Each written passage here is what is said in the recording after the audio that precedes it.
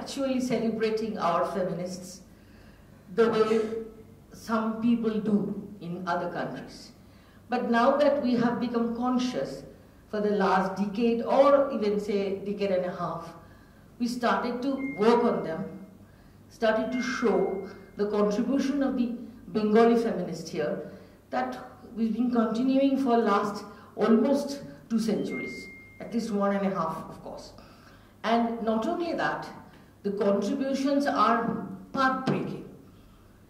In fact, Ashapurna Devi's Pratham Pratisruti and Subarnalata, Pratham Pratisruti I was presented by my grandmother in 1967-68, when I was in grade 10 or 11, to read this. And after I read Pratham Pratisruti, it became like part of me.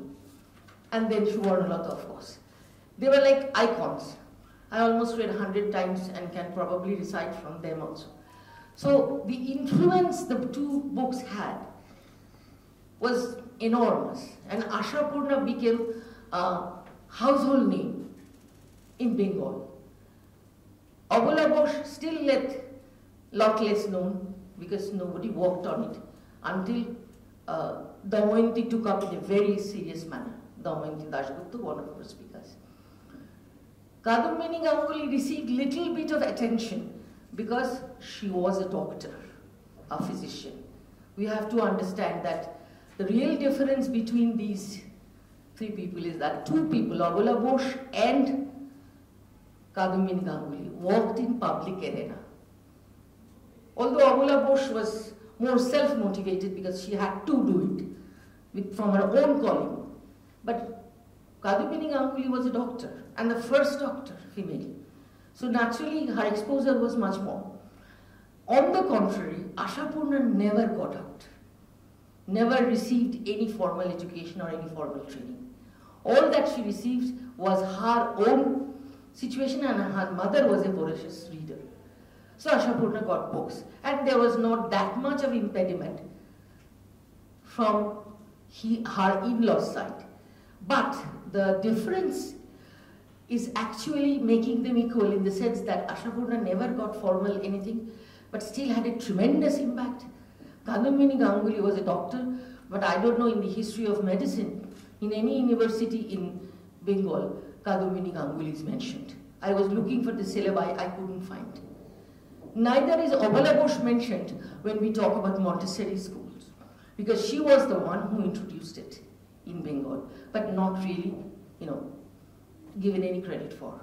So we thought from center, this is a right time, probably overdue time, that we expose our feminists to tell the story of society. See, literature and society to us, to people in social sciences, are interconnected. One reflects the other. They cannot be separated. Because after all, if we consider Rabindranath as a literature only, then we do not understand the society contemporary to Rabindranath, and then again beyond. So obviously to us, literature and society are interconnected, and most of the time they have interfaces where we need to know, we need to explore, explain, understand, and further explore. So this is a journey for us in the center to further explore.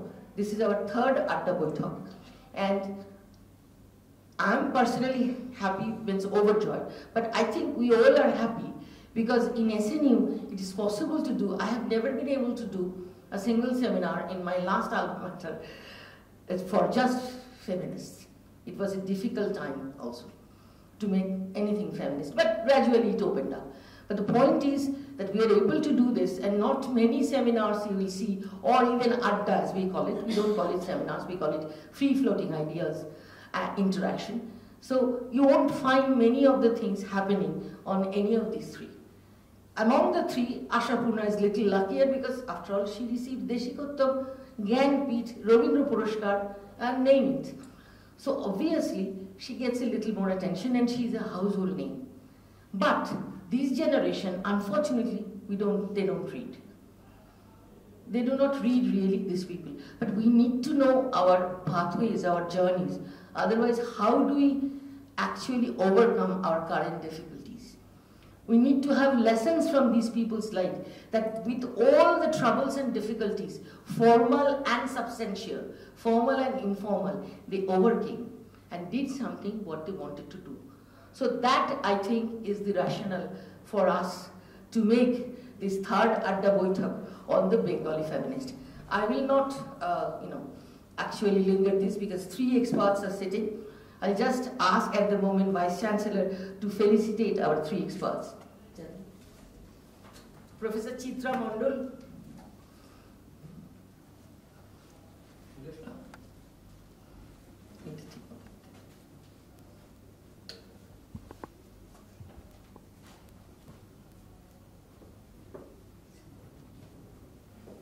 Professor Deepanita, Dr. Deepanita Dotto.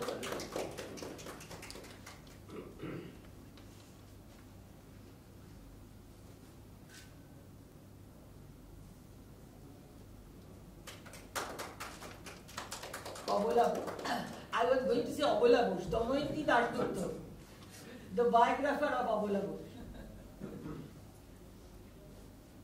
After reading Damayanti's book, we can start to identify them.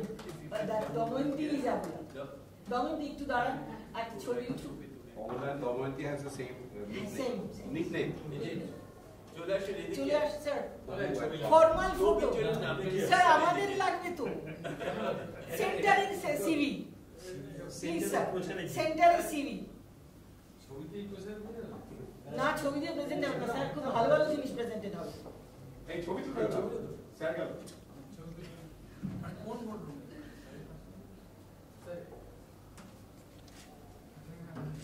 ঠিক আছে।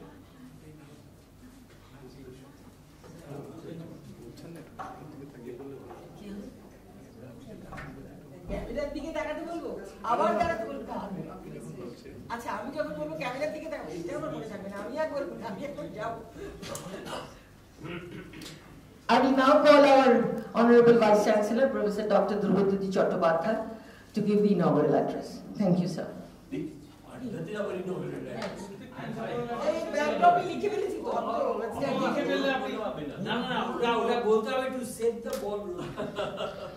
I correct myself.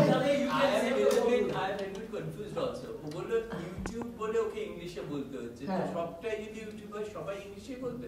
না না, সেটা তাদের choice, আমি speaker কিছু impose করব না। আচ্ছা, I stand corrected. I call upon our honorable, very supportive Vice Chancellor to set the ball rolling, as my mentor said. প্রথমত আমি প্রফেসর পদ্মকে স্যার বলছি যে খুব ঠিকমতো ভাবেই হয়তো এই 3 জনকে বেছে নেওয়া হয়েছে, কিন্তু আমার মনে হয়েছিল যে এই আড্ডাতে মানে যেমন কিনা অবলা বসু সত্যি মানে খুবই কম আর কি চলেছে, কিন্তু এমনিতে যদি আমরা দেখি টিভি সিরিয়ালের দয়ায় সুবর্ণলতা তো প্রচুর পরিমাণে পপুলার একটা টিভি সিরিয়াল, কাদম্বিনী গাঙ্গুলিও একটা টিভি সিরিয়াল হয়ে গেল, এই দুটো বেশ টিভি সিরিয়ালের দয়ায় এদের দুজনকে No, we regular class then. সেই কারণে যদি এদের দুজন, কিন্তু অবলা বসুর মানে যারা কিনা আমরা বসুবিজ্ঞান মন্দিরে রিসার্চ করেছি তারা অবলা বসুর সম্পর্কে পড়েছি, কারণ অনেকগুলো জিনিসে আমরা ওর মধ্যে যেতে পেরেছিলাম, কিন্তু সাধারণভাবে অবলা বসু সম্পর্কে জানা যায়নি। কিন্তু আসলে কাদম্বিনী গাঙ্গুলি বলি আমার সঙ্গে সঙ্গে ওনার সঙ্গে মানে এটা আজকে এই আড্ডার মধ্যে নেই, কিন্তু আমার খালি মনে হচ্ছিল চন্দ্রমুখী বসুর কথা, কারণ আমাদের এতে চন্দ্রমুখী বসু এবং কাদম্বিনী গাঙ্গুলি এই দুটো প্রেক্ষাগৃহটা ছিল, এবং যেহেতু 3 জন খুব বড় করে মানে আর কি এটা নিয়ে আড্ডা মারবে, কিন্তু আমি একটুখানি আমার চন্দ্রমুখী ওনার সম্পর্কে খুব কম জানতাম আর কি। ওই প্রথম আমি যখন প্রেক্ষাগৃহে গেলাম এবং এটা একটা খুব একটা এই গল্পটা আমার ইচ্ছে করছে এই আড্ডাতে বলার জন্য, সেই জন্যই বলছি। সেটা হচ্ছে গিয়ে চন্দ্রমুখী ওনার যে লড়াইটা ছিল সেটা একটা মানে বিশ্ববিদ্যালয়ের প্রেক্ষিতে সেটা একটা অসাধারণ একটা লড়াই ছিল, কারণ উনি যখন পড়াশোনা করছিলেন, মানে এমনিতে তো ওই সময় নাকি ম্যাট্রিকুলেশন পরীক্ষা মানে মেয়েরা দিতে পারবে না, এটাই ছিল ইউনিভার্সিটির সেনেটর, এটাই ছিল ম্যাট্রিকুলেশন পরীক্ষাতে মেয়েরা বসতে পারবে না। এবং ওই একজন মানে উনি যেখানে থাকতেন তারই পাশে একটি হস্টেলের সুপারিনটেন্ডেন্ট, তিনি ওই সেনেটের মেম্বার ছিলেন, হেগট। উনি তখন ফাইট করেছিলেন সেনেটে যে ওনাকে পরীক্ষায় বসতে দিতে হবে আর কি চন্দ্রমুখীকে। কিন্তু এটা নিয়ে পুরো এক রাত্রি নাকি ডিবেট চলেছিল যে ওকে পরীক্ষায় বসতে দেওয়া হবে কি হবে না, এবং শেষ পর্যন্ত সবাই মিলে ডিসিশন নিয়েছিল পরীক্ষায় বসতে দিল তার রেজাল্ট বার করা হবে না, রেজাল্ট বার করা হবে না। তো উনি বলেন সেটাই ঠিক আছে, রেজাল্ট বার করতে হবে না বলে চন্দ্রমুখী তো পরীক্ষায় বসলেন। তার রেজাল্ট তারপরে রেজাল্ট বেরোনোর সময় তার রেজাল্ট তো অন্যদের বেরোলো, চন্দ্রমুখীর বেরোলো না। তখন সাহেব আবার লড়াই করতে শুরু করলেন, না ঠিক আছে আমরা তখন ঠিক করেছিলাম, কিন্তু আমরা তো ঠিক করেছিলাম পরীক্ষায় বসতে দেওয়া হোক, তাহলে কেন আমরা জানতে পারি না কি রেজাল্টটা কি হয়েছে। আবার সেটা নিয়ে সেনেট লড়াই করে চললো, এবং সেটা তো প্রায় 26 ঘন্টা একটা মানে আর কি সেনেট মিটিং হয়েছিল, এবং তারপরে ডিসিশন হয়েছিল রেজাল্ট, এবং রেজাল্ট বেরোলো, তখন দেখা গেল উনি হয়েছেন ফার্স্ট। এই যে জায়গাটা উনি নিজেকে এস্টাবলিশ করেছেন, এবং সেটার জন্য একটা অবশ্যই রোল রয়েছে, এবং সেটাকে আমি তো বলবো যে মানে এটা একটা মানে নারী শিক্ষার ক্ষেত্রে একটা বিরাট একটা ভূমিকা পালন করেছিল। তা সেইটা ওই চন্দ্রমুখীর কথা, ওনার কথাটা যেহেতু কাদম্বিনী গাঙ্গুলির কথা হচ্ছে, সেই জন্য আমার মনে হচ্ছিল ওটা একটুখানি আমার দিক থেকে এটা আর কি আমার খুব একটা, এবং আমি বিশ্ববিদ্যালয়ের সমাবর্তন উৎসব উপলক্ষে আবার এই আলোচনাটা আমরা করেছিলাম সমাবর্তন উৎসবে, এবং সেখানে চন্দ্রমুখীর ওই যে সার্টিফিকেটটাকে আবার নতুন করে দেয়া হয়েছিল ওর মানে আর কি ওর যারা আত্মীয় তখন সেই সময় বেঁচে ছিলেন। তা এটা একটা আমার কাছে ভীষণ বড় ঘটনা ছিল। আর একটা ঘটনা মানে আরেকজনের কথা আমার খুব মানে এই মুহূর্তে মনে পড়ে, যে অশোক দা তো বলবেনই এটা হয়তো, বিভা চৌধুরীর কথাটা, মানে যিনি আরেকজন মানে যেহেতু অমলা বসুর নামটা এসেছে এবং তার যে কন্ট্রিবিউশন এগুলো নিয়েও কথা হচ্ছে, এইরকম বহু মহিলা আছে যাদের সম্পর্কে আমরা কিচ্ছু জানি না, এবং এই জিনিসগুলো কিন্তু আমাদের মধ্যে আলোচনার মধ্যে আসতেই পারে আর কি, এবং সেটা আমার জাস্ট মনে হয়েছে। ধন্যবাদ সকলকে। আমরা অপেক্ষা করছি আমাদের এইগুলো সম্পর্কে জানার জন্য চিত্রাদি, দীপান্বিতা এবং দময়ন্তীর কাছ থেকে। Thank you, sir, for getting the ball rolling. আমি প্রতিজ্ঞাবদ্ধ that I will not request Pro-VC unless Pro-VC wants to. Sir, আপনি বলবেন না, তাই তো? আচ্ছা, ঠিক আছে স্যার। না, আমি জোর করতে পারি না। তাহলে I'm straight going to the speakers, and we are all waiting for hear them. Our first speaker is first because Kadambini Ganguly was born in 1861 and Abola Boshu was born in 1865. So our first speaker is Professor Chitra Mondal. I'm just giving a very short bio because it's a very long achiever's life. So I'm giving a little bit a glimpse of Professor Chitra Mondal's introduction. At the moment, she is the visiting professor in the Department of Zoology, Darwin Harbour Women's University. Formerly, she was J.C. Bose National Fellow, Acting Director and Scientist, Indian Institute of Chemical Biology, Kolkata, Professor, Academy of Scientific and Innovative Research. Her PhD is from Indian Institute of Science, Bangalore, and postdoctoral University of Pelson, Delhi. And forget about the huge number of patents, publications, etc. So I'll just ask Professor Mondal to reflect on Kadambini Ganguly. আরো যেটা রয়েছে যেটা হচ্ছে প্রচুর পরিমাণে social work করে, এখন নাসিক তরফ থেকে বিভিন্ন গ্রামে গিয়ে প্রচুর স্কুলে লেকচার দেওয়ার অর্গানাইজ করছে। সেইটা ওনার আউটরিচ অ্যাক্টিভিটি উনি কোথাও লেখেন, সেইটা হচ্ছে, এবং রোটারিয়ান হিসেবে একজন মানে establish Rotarian. Thank you.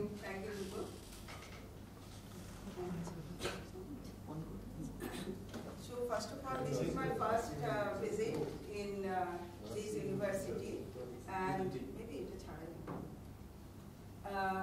so I'm little excited to be present in this kind of adda because Adda, I think after a long time I heard the Adda in this kind of audience.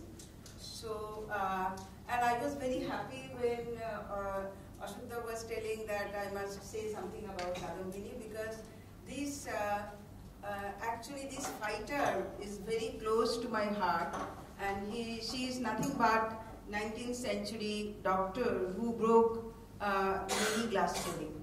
So, first of all, I would like to highlight some of his qualities of her life.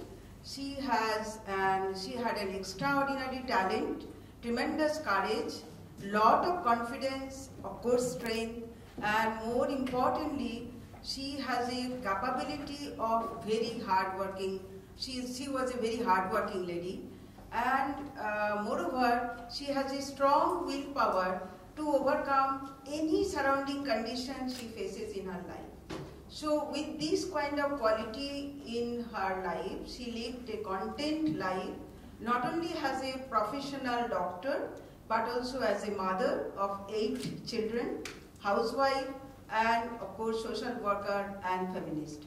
So I will try to cover each of her quality very slowly. While I am showing this slide, and of course I thought that many students will be there, but I made this slide for the students only, because I would like to tell you the society, just Dr. Dhruva has already talked about little bit of societal time, because Chandramukhi also similar, she was the colleague of Kadambini. So that was the kind of situation we will have little bit hard from Dhruva. But I'm telling Dhruva because he is much younger, younger than me. So anyway, so that time, lot of actually being a woman, that time it was a punishment, because most of the women was actually prisoned in the house.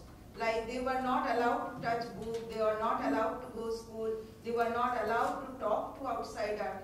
Their duty is to take care of the child, take care of the house, household work, all kinds of things.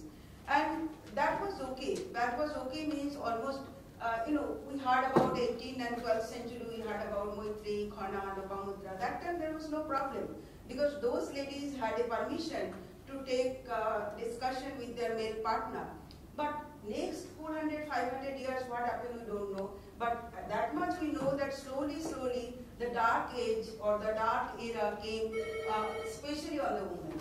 So there were a lot of social evil, like Shoti Daho, and that was, everybody knows Shoti Daho in Bengal. So that was very prevalent in 18th century. And Rammohun Rai, who is considered to be the maker of India, modern India, he actually eradicated this social evil, and all the time he worked on the upliftment of the status of the women. So he thought that there should be some forum, just like we enjoy today's Adda. So this was kind of a forum. So 1830, Raja Rammohun Rai founded a Brahmo Samaj. So what was the aim? Aim was the include women in public life with better political right, which was not, nobody could dream. Then fight against, mainly the fight against bad social, religious practices of Hinduism, and more importantly, women education and employment. So those are the few agenda in Brahmo Samiti, and so that was the social arrangement. That time Kadambini came, Kadambini actually born. She was little bit lucky, I would say, because her father, Rajokishore Basu, was an intelligent person, Pundit Lok, he was a headmaster, and not only that, 1863, long back, he was the first one who established a Mohila Samiti, that too in Bhagalpur. So it was believed that was a kind of beginning in the contemporary India. So that was, and he was, Rajokishore Basu, Kadambini's father, he was involved with several social movements surrounding the empowerment movement. So when Kadambini born in 18 July 1862, she actually was very much welcomed in the family, because her family was educated, her father was educated, But it was not like that. Even today, many rich family also, girls are not welcome. So that way Kadambini was little lucky, and she was lucky in a way that since her childhood, Kadambini was exposed to different social issues during that period. She was already acquainted with the Brahmo principle, Brahmo Samiti's principle. So, and she saw in her childhood her close relatives actually suffer from some disease, and those days if woman is sick, so no doctor will be seen her, because there was no female doctor. So their destiny is to die if the woman is sick. So from that very childhood, Kadambini wanted to be a doctor. That's her passion since childhood. So then after completing her formal education up to class 4 or 5 with her father, and then she, 1875, at the age of 13 years, when she was 13 years, she started her formal education. So formal education was from a school called Bongo Mahila Vidyalaya. That school those days was the best school in the society, because in that school, girls were not only educated, they were disciplined also. So that was the headmaster, Tarkanath Ganguly. He was a very intelligent man, and he wanted to attract many girl students in his school. So he introduced not only the math, geography, English, Bengali, he introduced in courses like cooking, embroidery, dance, physical training, so that the girls from this school get holistic education. So, and because of Tarkanath Ganguly and... What do you mean by discipline? Will the girls are indisciplined? Discipline, no. Discipline means they have to come to in time and complete her, if some homework is given, has to be finished, like that way. Discipline means not like a, not, okay. So, so then because of many these qualities, finally this school, Bongo Mahila Vidyalaya, has marched to Bethune School, and from the Bethune School, Kadambini was the first lady who passed the formal education. And during that time, as Dhruva was mentioning, that from the school, if they wanted to graduate to the college, they had to appear for an entrance exam. So that was the rule for the women. And Kadambini created again an history along with Chandramukhi, becoming the first woman to pass the entrance test. So after getting entrance test, these two ladies were very intelligent, as just now you heard, and both of them was the first female graduates in India from Bethune College in Calcutta. So Kadambini was one of the first two in whole British Raj, and then because of after passing her own education, own entrance, after she graduated, Kadambini continuously strived to make the education more accessible to women. So that was the difference. She not only educated herself, she always wanted that the other women should get a chance and should get a permission to go to the school and colleges. So then, because of her constant effort and success, encouraged Bethune College first time to introduce the graduation courses and fine arts in Bethune College. So this was her continuous effort, and she is Kadambini. I have heard that she is a very tall, beautiful lady. So many male rich person and educated person wanted to marry her, but Kadambini knew what she has to do. So she, at the age of 21, after graduation, she fell in love with 39 years old headmaster of her school, Mr. Darokanath Ganguly. So that was a very wise decision for her, because Darokanath Ganguly was a person like he was the leader for the women liberation movement, and Darokanath always believed the first vital step to social regeneration is liberating women from the bondage. As those days, women were like that kind of situation, and he all the time working to solve the problem of women, even working in the coal mine in Bengal. So, and not only that, Darupanath actually published a weekly magazine that is called Abola Bandho. If I translate it, it is called Friend of Women, where he actually published concrete cases of exploitation and the extreme suffering of women.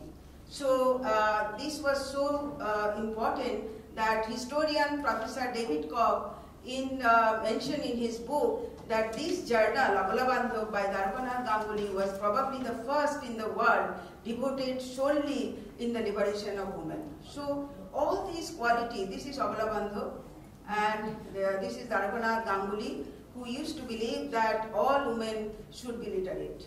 So because all these quality of Darupanath Ganguly, Kadumbini probably attracted to him. And another main thing is she proposed to Darupanath. That was quite unusual. Getting married to an older person in those days, it was very common. You know, the 80 years old man, they used to force the marriage to 10 years old girl. So that was very common. But the uncommon was that she proposed and she decided whom to get married. And the family actually respected Kadumbini's decision, and so they were happily married. And I believe the love and equality and trust and respect for each other were the foundation of their happy married life. So probably this was the first love marriage, Kadumbini and Darupanath in Bengal. And so soon after they got married, Kadumbini's the dream Darupanath knew very well, because Kadumbini's dream from the childhood was she wanted to be a doctor. But it was not easy. If we wish, nowadays, you know, if we wish wherever we wanted to go to college, university, we can go. But it was not possible during that time. So they are aspirants. So Darupanath, so Kadumbini did not make any mistake by selecting Darupanath, because Darupanath throughout his life, he supported Kadumbini's education and professional aspiration. So both of them actually received considerable criticism, and they were the member of the Brahmo Samaj. So even from the Brahmo Samaj, Kadumbini and Darupanath was heavily criticized, and of course from upper caste Bhadralok community. And so many obstacles from the college. They were not very open to the admission of women candidates. So they had to fight for Calcutta Medical College prevention, that they are not allowing the women to study there. So even many Indian professors in the Calcutta Medical College, they themselves could not digest the fact that women becoming a doctor. So that was the thing. And many working committee members, they are the doctor. They used to think that how girls could learn the anatomy in front of the boys. Such a bad thing. So anyway, so finally she overcome many opposition, difficulty from the teaching staff as well as from common orthodox section of the society and Hindu tradition. But few doctors, they really thought that the society need a female doctor, otherwise they cannot save the women, because no men will be allowed to see the sick ladies. So 1863, she became the first woman to get admitted to the Calcutta Medical College, despite of strong criticism from the colonial society. And even first year itself, she got a scholarship from government, is 20 rupees per month.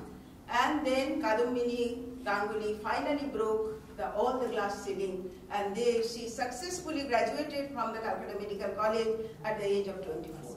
And she was awarded Graduate of Medical College of Bengal degree, and she was permitted to practice with the Western medicine.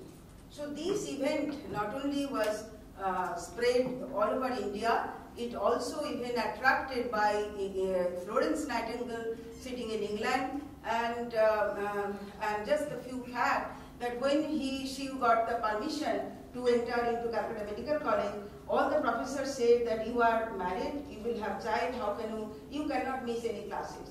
So I got the information that Ganguly was absent only for 13 days after her baby born, and did not try not to miss a single lecture during her study. So then she, after getting the permission from Calcutta Medical College, she joined as a doctor in Lady Dufferin Women Hospital. Her salary was 200 rupees per month, but that was not digested by the male dominant. Male cannot thought that women will earn money, women will be main domain of mainstream economic activity. That was not accepted by the society.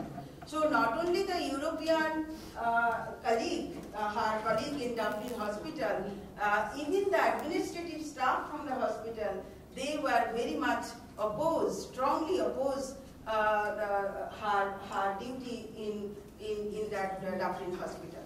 So Darukanath knew that this Kadambini Shama was not very happy in this hospital. So he pursued Kadambini that to go to abroad, go to England to get much other degrees. But initially Kadambini was little reluctant because she has few children at home. But Darukanath assured her that he will take care of the children and the house. Kadambini must go. Then here come Kadambini also again made an history. In 1 year she received triple diploma, which is very, very, I heard that it is very difficult to get one degree in 1 year, and she got triple diploma in 1 year. One was LRCP from Edinburgh, then LRCS from Glasgow, and then LFPS from Dublin. And then she returned India, and then again joined in Lady Dufferin, but again the problem started, and her passion was to serve the women. So she thought that if she stayed in Lady Dufferin Hospital, she cannot serve the common general women, the poor women. So she started her own private practice, and that was also a problem because many times her private clinic was broken and all kinds of things. But till death, at the age of 63, 1923, she continued to practice medicine until her death. But she did not run her clinic commercially. She served for the social cause. And many, just one small story, many people who opposed her being a doctor, one time it happened that her own daughter was in trouble, and she went and she treated her. And then when he wanted to give some fees, she said that you just promise me that you will give education to your newly born grandchild. So anyway, so that was Ganguly. So practiced Western medicine not only in India, but she was first lady who actually did practice in whole South Asia. So because even after passing, her whole life was struggle. She never get any kind of relief from her this kind of pain. So even when she used to go for a night call when somebody is sick, then she was even an educated person like Mahesh Chandra Pal, who is the editor of a renowned Bengali periodical. He used a wrong word about her, and Kadambini was so angry. She actually went to court and made sure that this Mahesh Chandra Pal should be imprisoned, and he was imprisoned for 6 months and $100 rupees fine. So that was Kadambini's, and I believe this is her house. And another few achievement I will. Where is this house? I don't know. I got this house in the Yetepela market. It's in North Kolkata. North Right, Kolkata. maybe not near, but I don't know exact place. It was not near. সাধারণ ব্রাহ্ম সমাজের উল্টো দিকে। আচ্ছা। এই বাড়িটা এখন ইয়েতে পিসি চন্দ্র নিয়ে নিয়েছে, ওটা ভেঙে ফেলা। ভেঙে ফেলা? হ্যাঁ, ভেঙে ফেলা হয়ে গেছে। একটা পার্ট অলরেডি ভেঙে ফেলা হয়ে গেছে। কাদম্বিনী যে পার্টটায় থাকতো কিছুটা বাঁচিয়েছি আমরা। হ্যাঁ, কিছুটা তো ইয়ে হচ্ছিল। কিন্তু তাও হয়নি। Anyway, I thought that because not many information I got it. Like in terms of picture and images, not many information was there. So besides the other achievement, she was included in all-women delegation in Indian National Science Congress, and being a woman in those days, she was on the dais, and she gave the first female speaker at a session in Indian National Congress. Later on, she organized a women conference in Calcutta, and so in conclusion, I must say she is a true pathbreaker. She not only took care of her own education. She actually provided the access to the educational space to other women and inspiring plenty of women to fight for their right to formal education. So she created a space for other women in field which was traditionally a man's sphere even in the present day.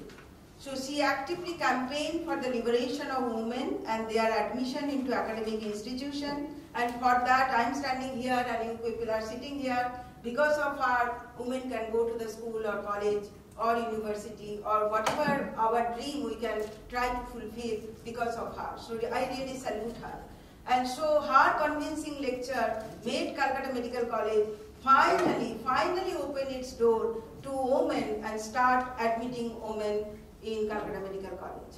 So besides her professional role and social role, she has also took part in many Indian freedom struggles. She superintended many movements during the partition of Bengal, and she extensively worked for the right for female coal miner, where her husband also was involved. And after her husband's death, she served as the president of Transvaal Indian Association.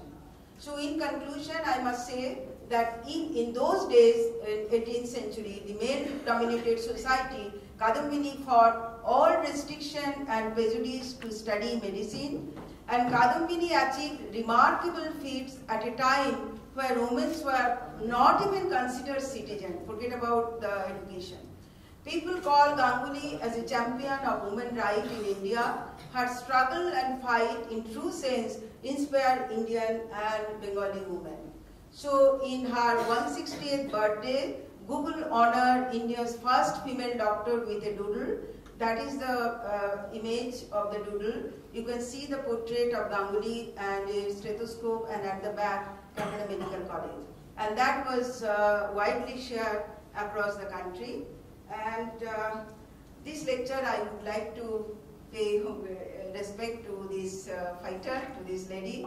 And I must thank for your patience, and not only that, allowing me to say a few words about Kadambini, because there is so much to say about her. Definitely many others ladies are there, but at least something I could convey to you. Thank you very much. I have a question. A question I need to know. এই যে আপনার পিরিয়ডিক্যালটা ওটা সম্ভবত বঙ্গবাসী পত্রিকা, বিখ্যাত তখন ছিল এবং খুব খারাপ ভাষায় ওটাকে এবার 100 টাকা 1890 মানে 100 টাকা এখন প্রায় 2.5-3 লাখ টাকা সমান। আমার যেটা মনে হয়েছে যে উনি আর কি মানে ছাড়েননি আর কি, যে আমি ছেড়ে দেবো এরকম করেনি, আমার নামে খারাপ কথা বলছে আমি ছেড়ে দেবো সেটাও করেনি। সো মানে discussion also in Bengali or English? No, free. He went to court. But one thing I must tell, that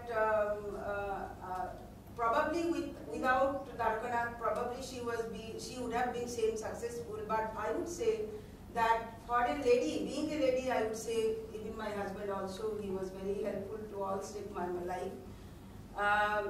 Without a good partner, we were not married here. If they wanted to choose or select somebody, please state that he will be respect your passion or respect you in terms of your decision. So without that, Kadambini's fight was little easier, as she decided and selected the good partner. And so that's the message for unmarried women. We all have to have love marriages, no arranged marriages, irrespective of everything. Arranged marriage holo to jana jabe na Chitradi. All marriages are arranged. All marriages are arranged. Self or non-self. Oh, that's a different, another lens. Gautam, that's another lens. Thank you, Chitradi, and we are all delighted to know about Kadambini from you.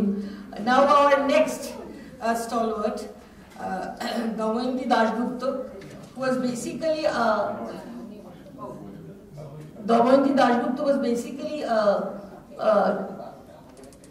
Bhraman reporter. That means she used to report the travel, etc. While doing that with Kalantor, Swarnakshar, etc., Ajkal, she actually started writing on travels. I mean, Damoyinti's books are all in display. I have brought it through library because I didn't have them. The Pandita book, I had it, so I had to bring my copy. But Damoyinti's books are in display, and I got an opportunity to read some of it while I brought it from library. And I asked Damoyinti that why didn't she doing, I mean, simply speaking, candidly I'm saying, because I was so impressed by the book Abula Boshu. So I called her one day and said, why didn't you submit it for PhD? Because then people will know in our country.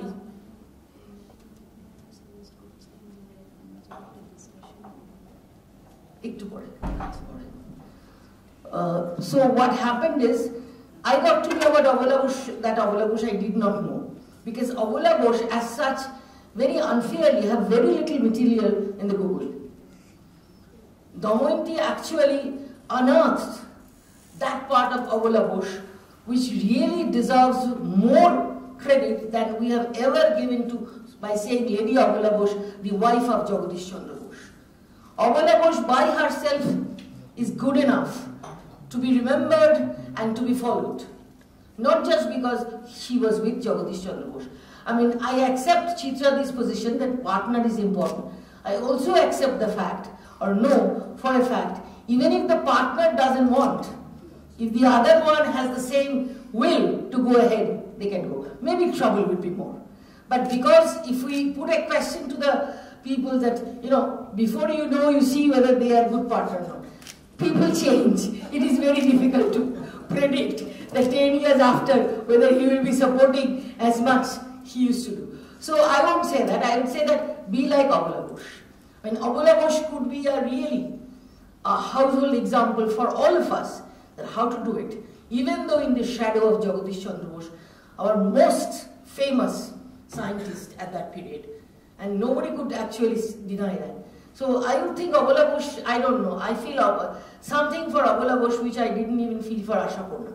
Ashapurna was icon, but Ashapurna was helped. I don't think Jagadish Chandra Bosh, I'm sorry to say Gautam, did help. I at least didn't find much in also Damoyinti's book, did help Abula Bosh to grow further. No.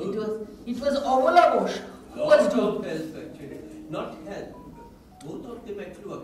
If you read the Sister Nivedita's yes, I have read on that. Abula Bosh. But that is Sister Nivedita.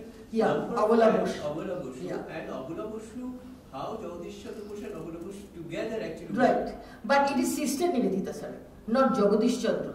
Jagadish Chandra never acknowledged to my wife Abula Bosh. Without her assistance and patience and housekeeping, I would not have Jagadish Chandra Bosh. Let's hear that from Damoyinti.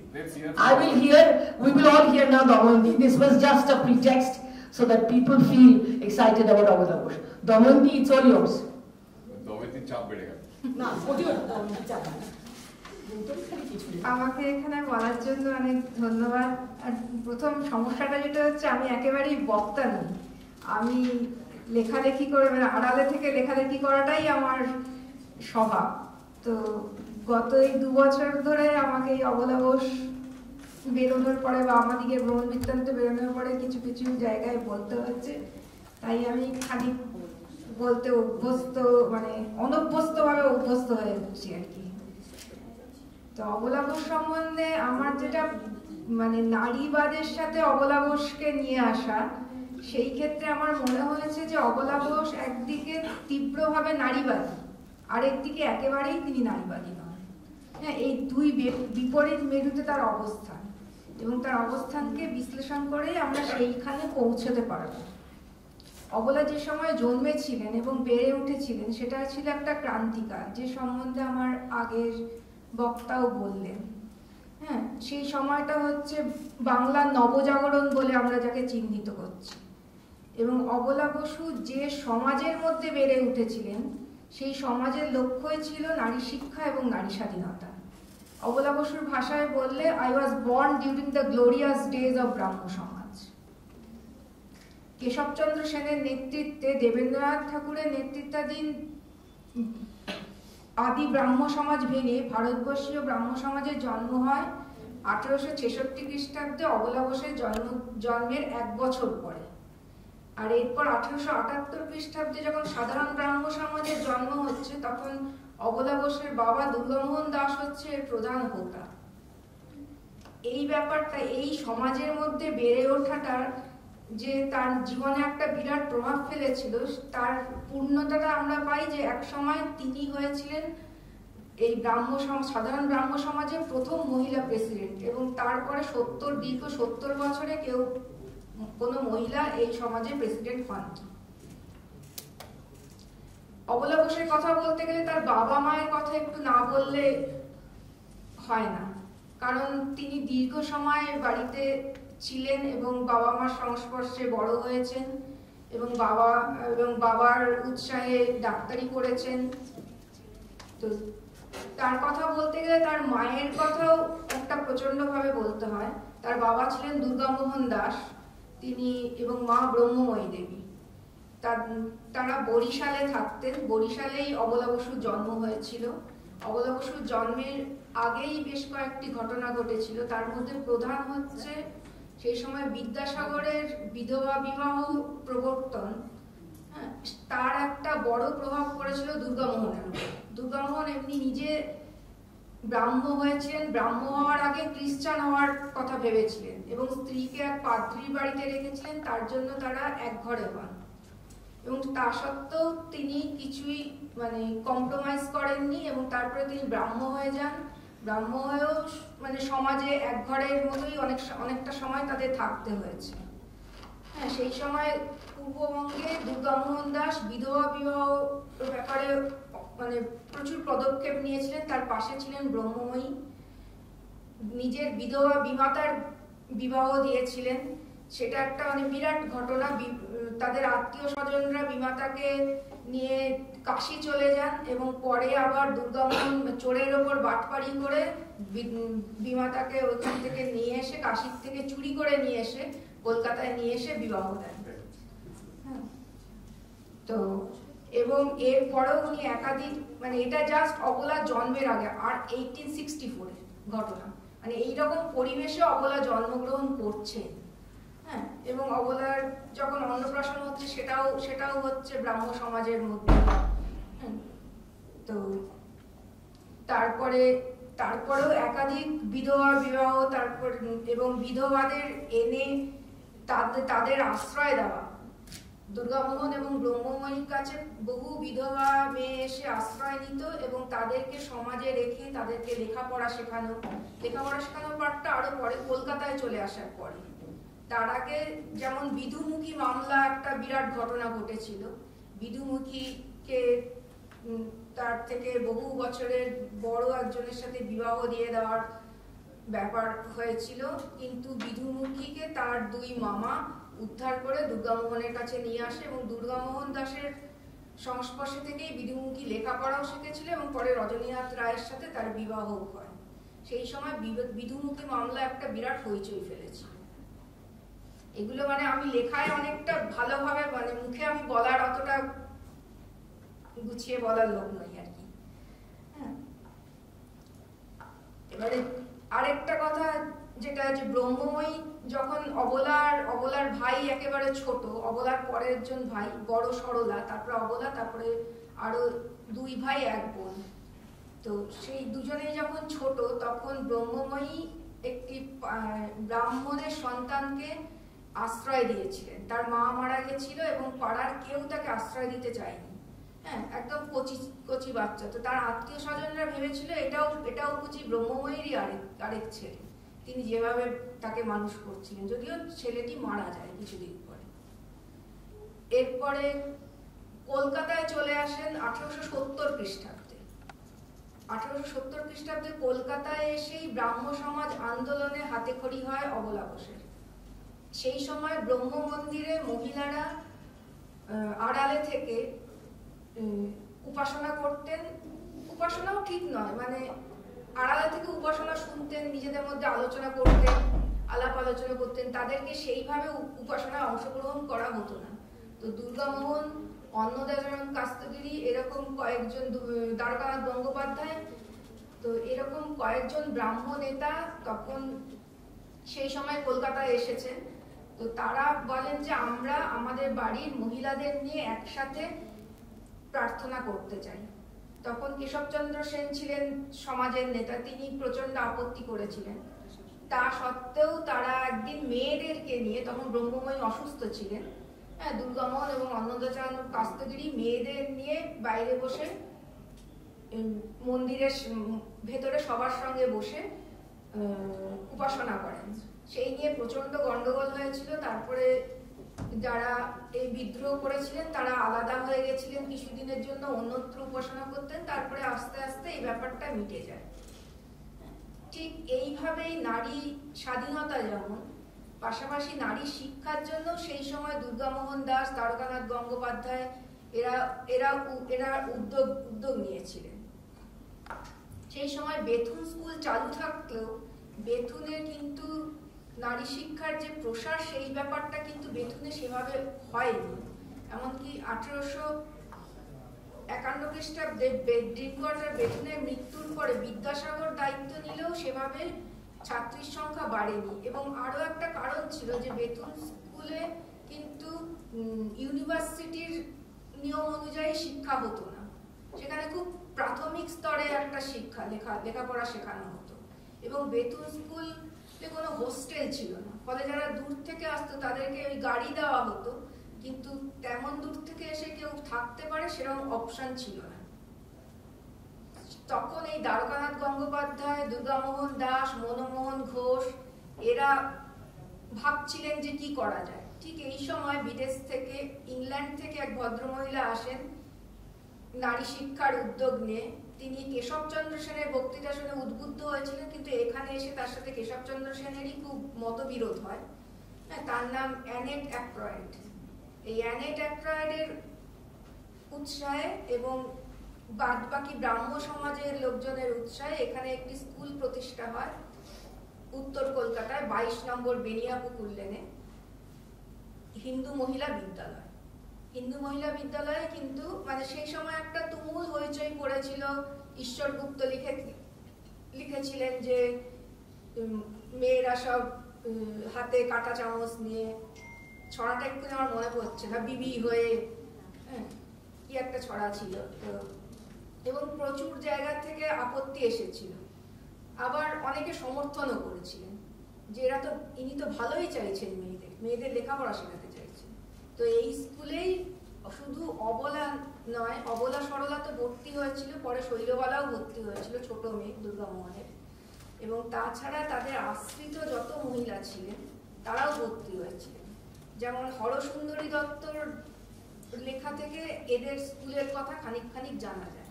Harasundari Dutta স্বামী শ্রীনাথ দত্ত বিলেত যাওয়ার সময় স্ত্রীকে দুর্গামোহনের কাছে রেখে গেছিলেন, কারণ তখন মানে ওইভাবে বিলেত যাওয়া মানে বাড়ির থেকে বিচ্ছিন্ন হয়ে যাওয়া।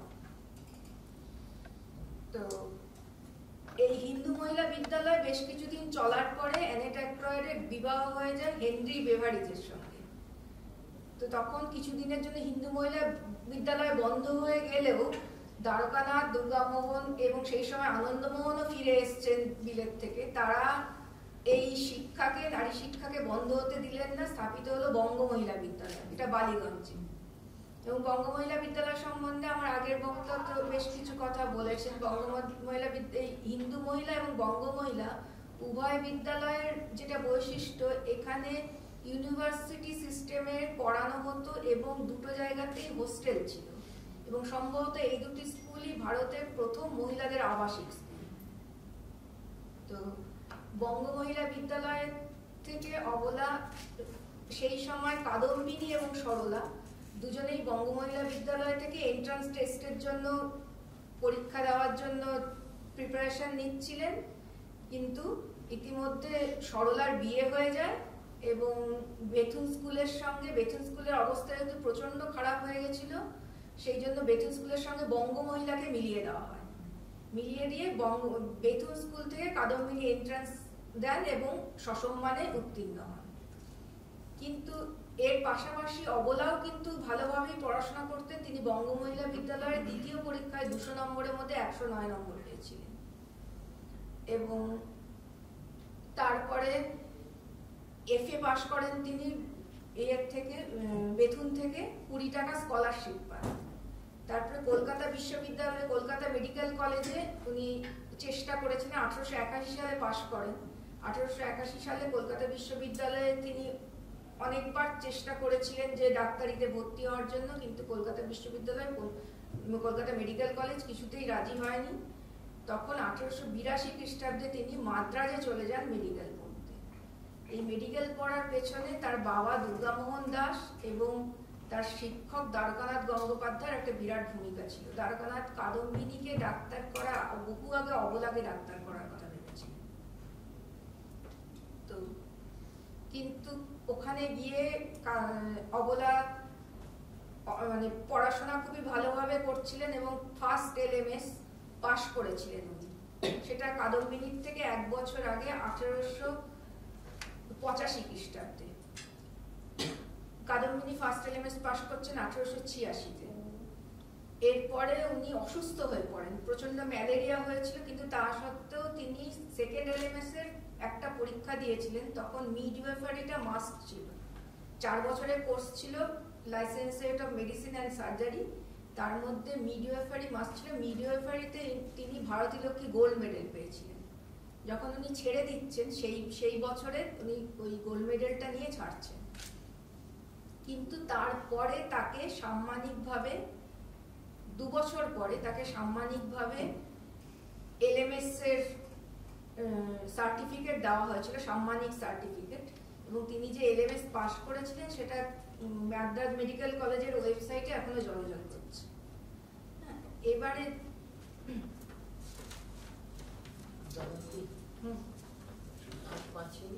ঠিক আছে, তারপরে তাহলে ডিসকাশন হবে।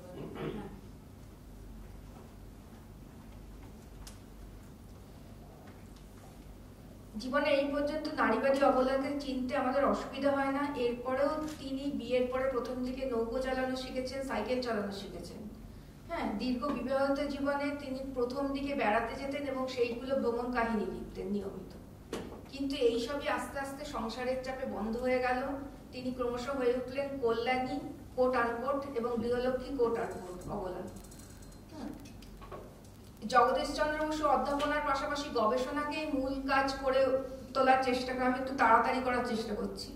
1894 খ্রিস্টাব্দে সেই সময় ঘরে বাইরে অবলাই ছিলেন তার উৎসাহদাত্রী এবং কাজকর্মের সঙ্গী। সমস্ত কাজের লোকজনের দেখা সাক্ষাতের রোজ নামচা, জগদীশচন্দ্রের দেশ বিদেশ যাত্রা, যাবতীয় কিছুর ব্যাপারে অবলাই সেই সমস্ত ডিসিশনগুলো নিতেন, যেটা আমরা নিবেদিতার চিঠিতেও দেখতে পাই প্রথম দিকে। কিন্তু 1898 খ্রিস্টাব্দে নিবেদিতার আসার পর থেকে আস্তে আস্তে এই চিত্রটা বদলে যেতে শুরু করে। 1902 সালে স্বামী বিবেকানন্দের মৃত্যুর পরে নিবেদিতা ক্রমশ সম্পৃক্ত হয়ে যান অবলা জগদীশচন্দ্রের জীবনে, এবং সেই সময় প্রথাগত লেখাপড়াবিহীন, প্রথাগত বিজ্ঞান শিক্ষাবিহীন নিবেদিতা হয়ে ওঠেন জগদীশচন্দ্রের সহকারী, এবং প্রথাগত বিজ্ঞান শিক্ষা যুক্ত অবলা হয়ে ওঠেন তার গৃহলক্ষ্মী। তিনি সংসারের আড়ালে চলে গেলেন এবং নিবেদিতা বেঁচে থাকাকালীন তারা শুধু দুজনেও কোথাও বেড়াতে যাননি, এবং সেই সদল বলে বেড়ানোর কোনো ভ্রমণ কাহিনী অবলা আর লেখেননি। এই সময় তার কল্যাণী গৃহলক্ষ্মী অবলার যে ভূমিকাটা দেখতে পাই, সেখানে মানে জগদীশচন্দ্র তিরস্কার করলেও তিনি কোনোদিন কোনো উত্তর দেননি। কিন্তু এটা ক্রমশ বদলে গেল। এটা এইভাবেই চলেছিল বেশ কয়েক বছর। তিনি আড়ালেই ছিলেন এবং তার একমাত্র পরিচয় ছিল বিজ্ঞানী জগদীশচন্দ্র বসুর স্ত্রী। এরপরে 1910 খ্রিস্টাব্দে তিনি ব্রাহ্ম বালিকা শিক্ষালয়ের সেক্রেটারি হিসেবে নির্বাচিত হলেন এবং এর থেকে তার জীবনটা পুরোপুরি বদলে গেল।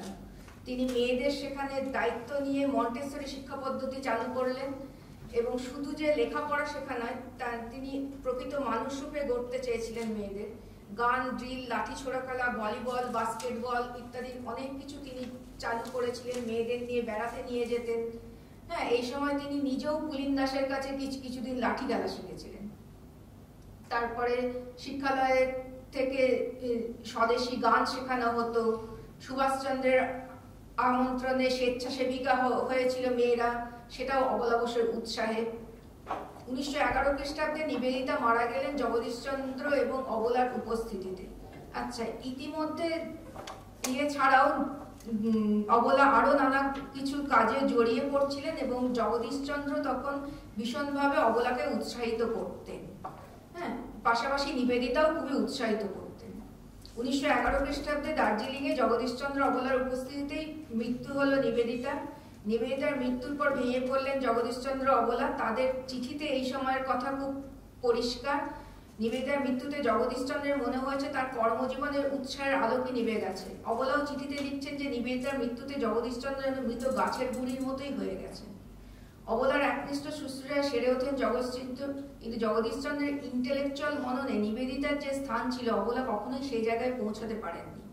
তার সঙ্গে নিবেদিতার সম্পর্ক সম্বন্ধে অবলা লিখেছেন, one of the most precious things in her interesting and romantic life. 1911 সালে নিবেদিতার মৃত্যুর পর নিঃশব্দে জগদীশচন্দ্রের ঘরের সাথে বাইরের দায়িত্ব আবার কাঁধে তুলে নিলেন অবলা। 1917 সালে বসু বিজ্ঞান মন্দির প্রতিষ্ঠা হলে কার্যনির্বাহী সমিতির অন্যতম সদস্য হলেন এবং তিনি বিজ্ঞান মন্দিরের সমস্ত কাজকর্ম বিষয়ে খোঁজ রাখতেন এবং দায়িত্ব নিতে। এখানেও একটা সুন্দর মজার গল্প আছে, কিন্তু এখন করছি না। এরপরে তিনি 1919 ছোট করে বলে দিতে গল্পটা ভীষণ ভালো, ছোট করে বলে দিতে সময় নেই যে এখন তো পুরো নারী শিক্ষা সমিতি পুরো বাকি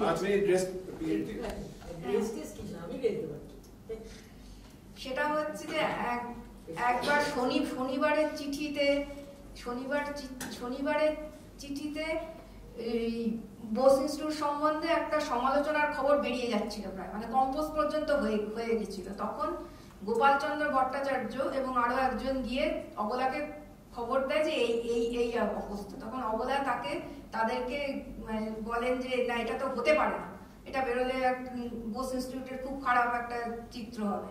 হ্যাঁ, তখন আবার তাদের সম্পাদককে ডাকেন, সম্পাদকের সাথে দর কষাকষি করে 20 টাকায় রফা হয় যে কম্পোজের খরচ 20 টাকা দিয়ে দিলাম আর খবর বেরোবে না।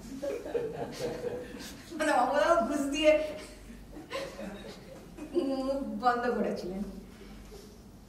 প্রাথমিক স্তরে নারী শিক্ষার উদ্দেশ্যে 1919 খ্রিস্টাব্দে অবলা বসু কলকাতায় নারী শিক্ষা সমিতির প্রতিষ্ঠা করেন। শুরুতে আগ্রহ দেখালেও পরবর্তীতে স্বয়ং জগদীশচন্দ্রই পছন্দ করেননি অবলা সমাজসেবামূলক কাজে জড়িয়ে পড়া।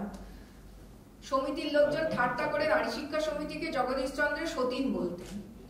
তা সত্ত্বেও দুপুরবেলায় স্বামীকে ঘুম পাড়িয়ে নিয়মিত সমিতির কাজ নিজে দেখাশোনা করতেন তিনি।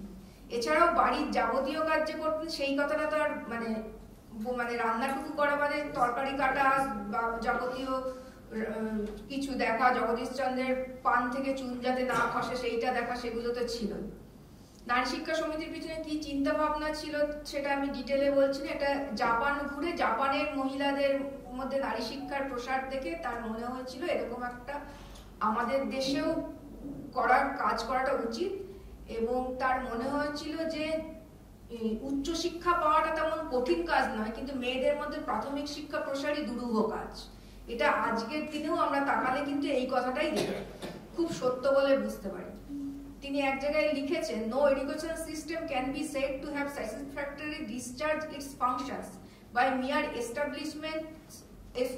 establishment of schools or improving the pay and prospects of teachers, unless it has been able to create in the community a conscious demand for the benefits of education or an appreciation of the benefits in those who have received it. People should feel that education is not a luxury which they can do without if they like, but it is as necessary to life as food and water. প্রাথমিকভাবে কলকাতাকে কেন্দ্র করে গড়ে ওঠা সমিতি স্কুলগুলো, এখানটাও আমি খুবই সংক্ষেপে বলছি যে প্রথম যেটা স্কুল প্রতিষ্ঠা করে বালিগঞ্জ গার্লস স্কুল, বর্তমানে সেটা হচ্ছে মুরলীধর গার্লস স্কুল ও কলেজ। এরপরে শ্যামবাজার বালিকা বিদ্যালয়, নারকেলডাঙ্গা গার্লস স্কুল, বউবাজার হিন্দু বালিকা বিদ্যালয়, ভবানীপুর বেলতলা গার্লস স্কুল। এবং এই অধিকাংশ যে কলকাতার স্কুলগুলো তারা আজও জানে না যে তাদের প্রতিষ্ঠাতা অবলা বোস এবং নারী শিক্ষা সমিতি, তাদের ইতিহাসেই হয়তো নেই। কারণ তিনি স্কুলগুলো প্রতিষ্ঠা করে স্কুলগুলো দাঁড়িয়ে গেলে সেগুলো একটা তাদের মতো করে একটা তৈরি করে তাদের হাতে দিয়ে দিতেন, একটা কমিটি তৈরি করে তাদের হাতে দিয়ে দিতেন, দিয়ে আরেকটা স্কুলের দিকে তারপরে নজর দিতেন। এইভাবে আর কি একসঙ্গে একাধিক স্কুল। 1921 খ্রিস্টাব্দ থেকে গ্রামে গ্রামে কাজ শুরু হলো।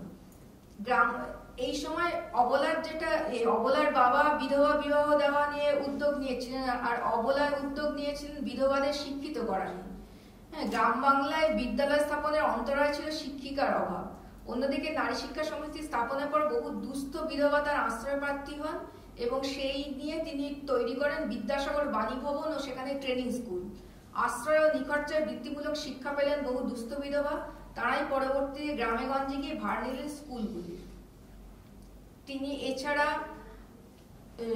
নারী সমবায় ভান্ডার তৈরি করেছিলেন নারী শিক্ষা সমিতির তরফ থেকে, সেটাও একটা বিরাট অনেক বড় বলার কথা। তাছাড়া মেয়েদের ভোট দেওয়ার অধিকার নিয়ে যে আন্দোলন, তাতেও অবলা বোস অন্যতম ভূমিকা গ্রহণ করেছিলেন। দেশ ভাগ মন্বন্তরের মতো পরিস্থিতিতে মেয়েদেরকে সাহায্য করার জন্য সরকারের সাথে একযোগে কাজ করেছিল নারী শিক্ষা সমিতি। অবলা বসু তার জীবদ্দশায় অবিভক্ত বাংলাদেশে মোট 87টি শিক্ষা কেন্দ্রের প্রতিষ্ঠা ও পরিচালনা করে গেছেন। এর মধ্যে প্রাথমিক বিদ্যালয়ের সংখ্যা 61টি, বয়স্ক শিক্ষা কেন্দ্র 10টি, প্রাথমিক দাতৃবিদ্যালয় শিশু কল্যাণ কেন্দ্র 6টি। এছাড়া তিনি কলকাতা, ঝাড়গ্রাম ও মেদিনীপুর বিদ্যাসাগর বাণী ভবন প্রতিষ্ঠা করেন। তার মাধ্যমে স্থাপিত হয় প্রাক প্রাথমিক শিক্ষা কেন্দ্র 2টি, প্রাথমিক শিক্ষালয় 2টি, জুনিয়র হাই স্কুল 1টি, প্রাইমারি টিচার্স ট্রেনিং বিদ্যালয় 1টি, মহিলা শিল্প ভবন 3টি।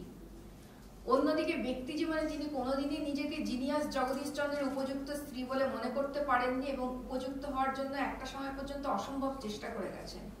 এমনকি জগদীশ চন্দ্রের মৃত্যুর পর নিবেদিতার বোনকে অবলা লিখছেন, I fully realize that it has been a great privilege to have lived with him and known so many beautiful thoughts and met so many good people. Whether he loved me or not, my husband has been wonderfully good to me. For I was not the wife he should have married. But when he married me, he imagined all sorts of things and never dreamt he would become so great. I loved him and loved everyone belonging to him. So it was never an effort with me to live with his people or those he loved. অনায়াসে নিজের career বিসর্জন দিয়ে আদর্শ গৃহলক্ষ্মী হয়ে উঠেছিলেন অবলা, বা নিঃশব্দে এর মাঝেই করে গেছেন দেশের জন্য, দশের জন্য, বিশেষ করে মেয়েদের জন্য একনিষ্ঠ কাজ। মৃত্যুর কয়েকদিন আগেও বিপিন চন্দ্র পালের কন্যা শোভনা নন্দীকে বলেছিলেন, মেয়েদের জন্য আরো কত কিছু করার আছে, কিন্তু আমার তো আর সময় নেই। এরপর তাকে নারীবাদী আমরা বলবো কি বলবো না সেই কঠিন প্রশ্নে আর নারীবাদ দিলাম। নমস্কার।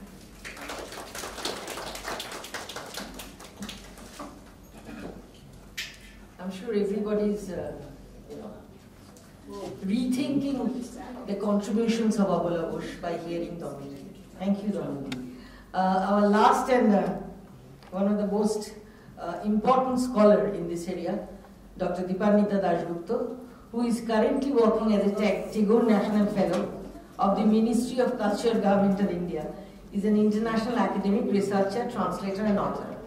Apart from her teaching engagements in Kolkata, and she is also a visiting professor at Belgrade University, Serbia, her research works of 19th and 20th century English and Bengali literature are located at the intersection of colonialism and post-colonialism, and beyond then appear in national and international journals, books, book chapters, several edited volumes in India and abroad.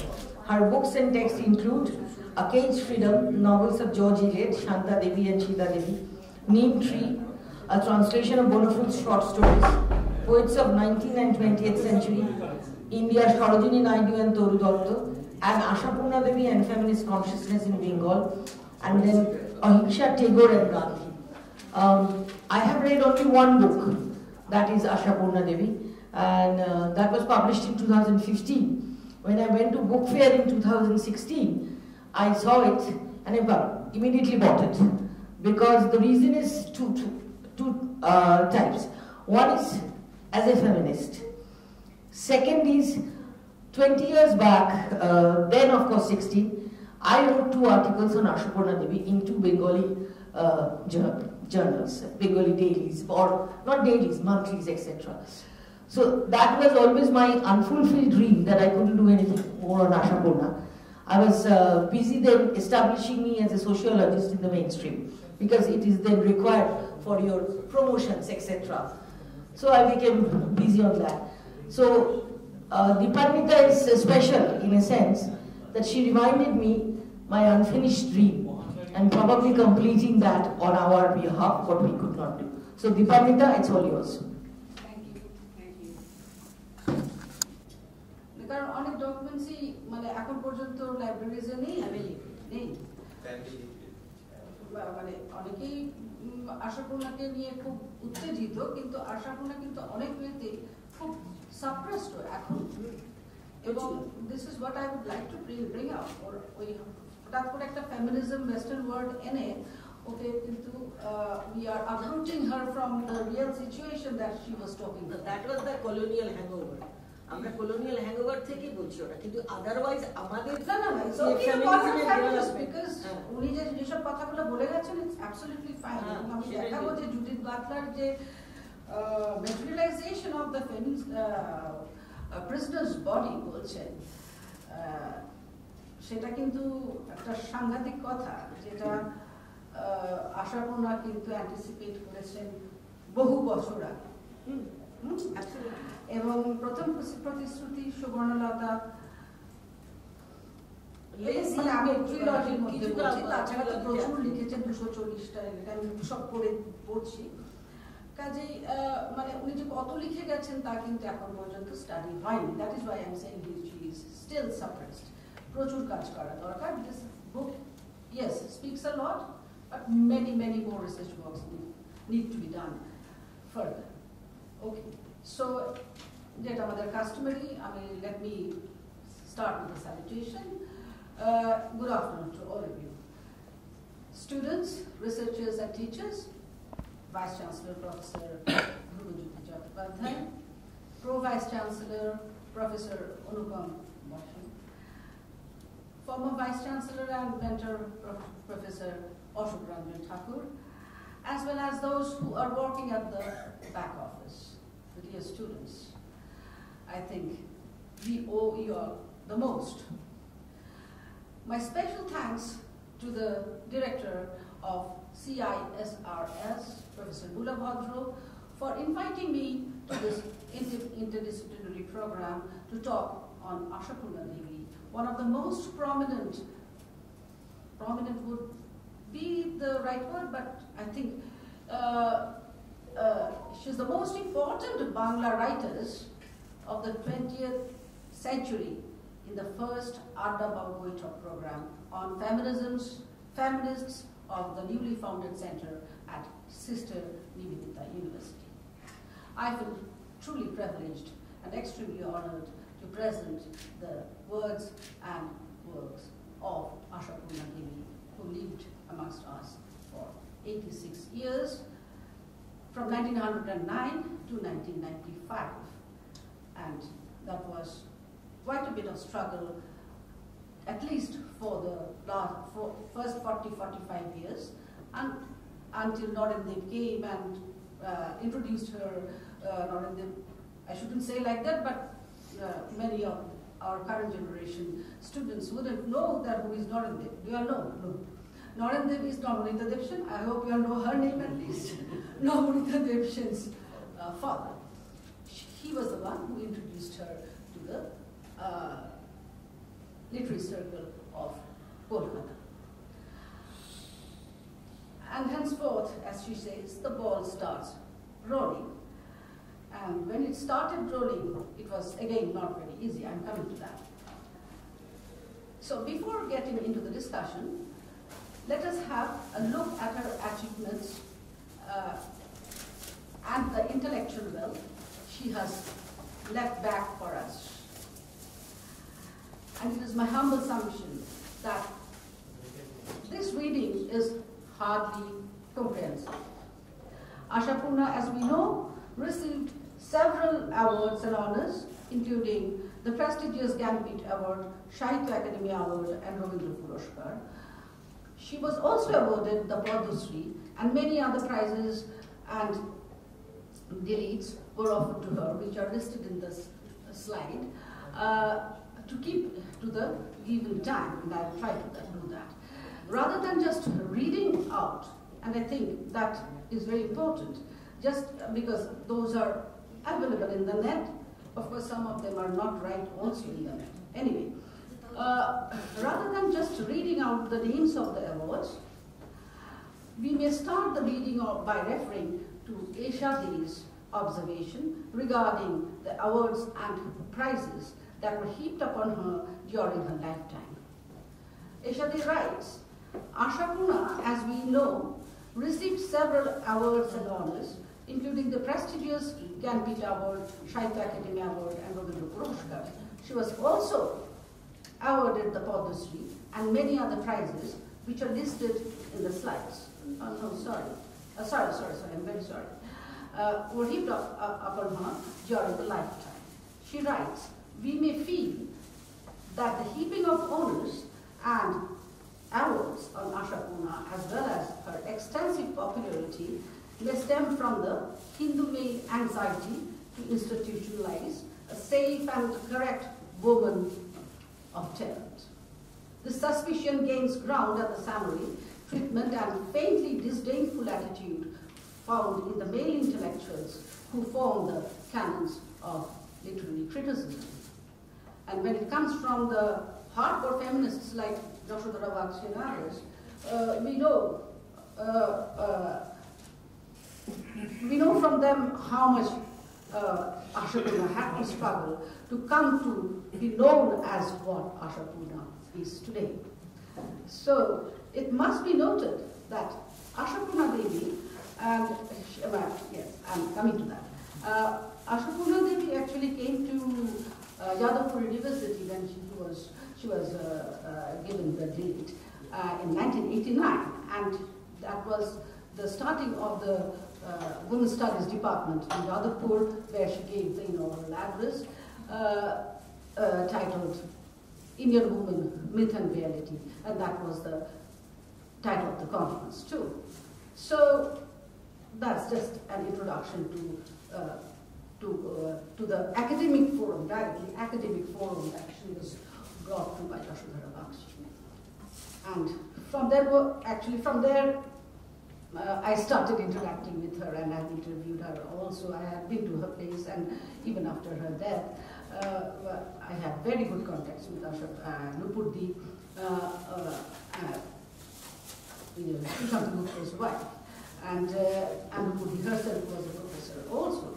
And without her, as I said, this book wouldn't have been possible.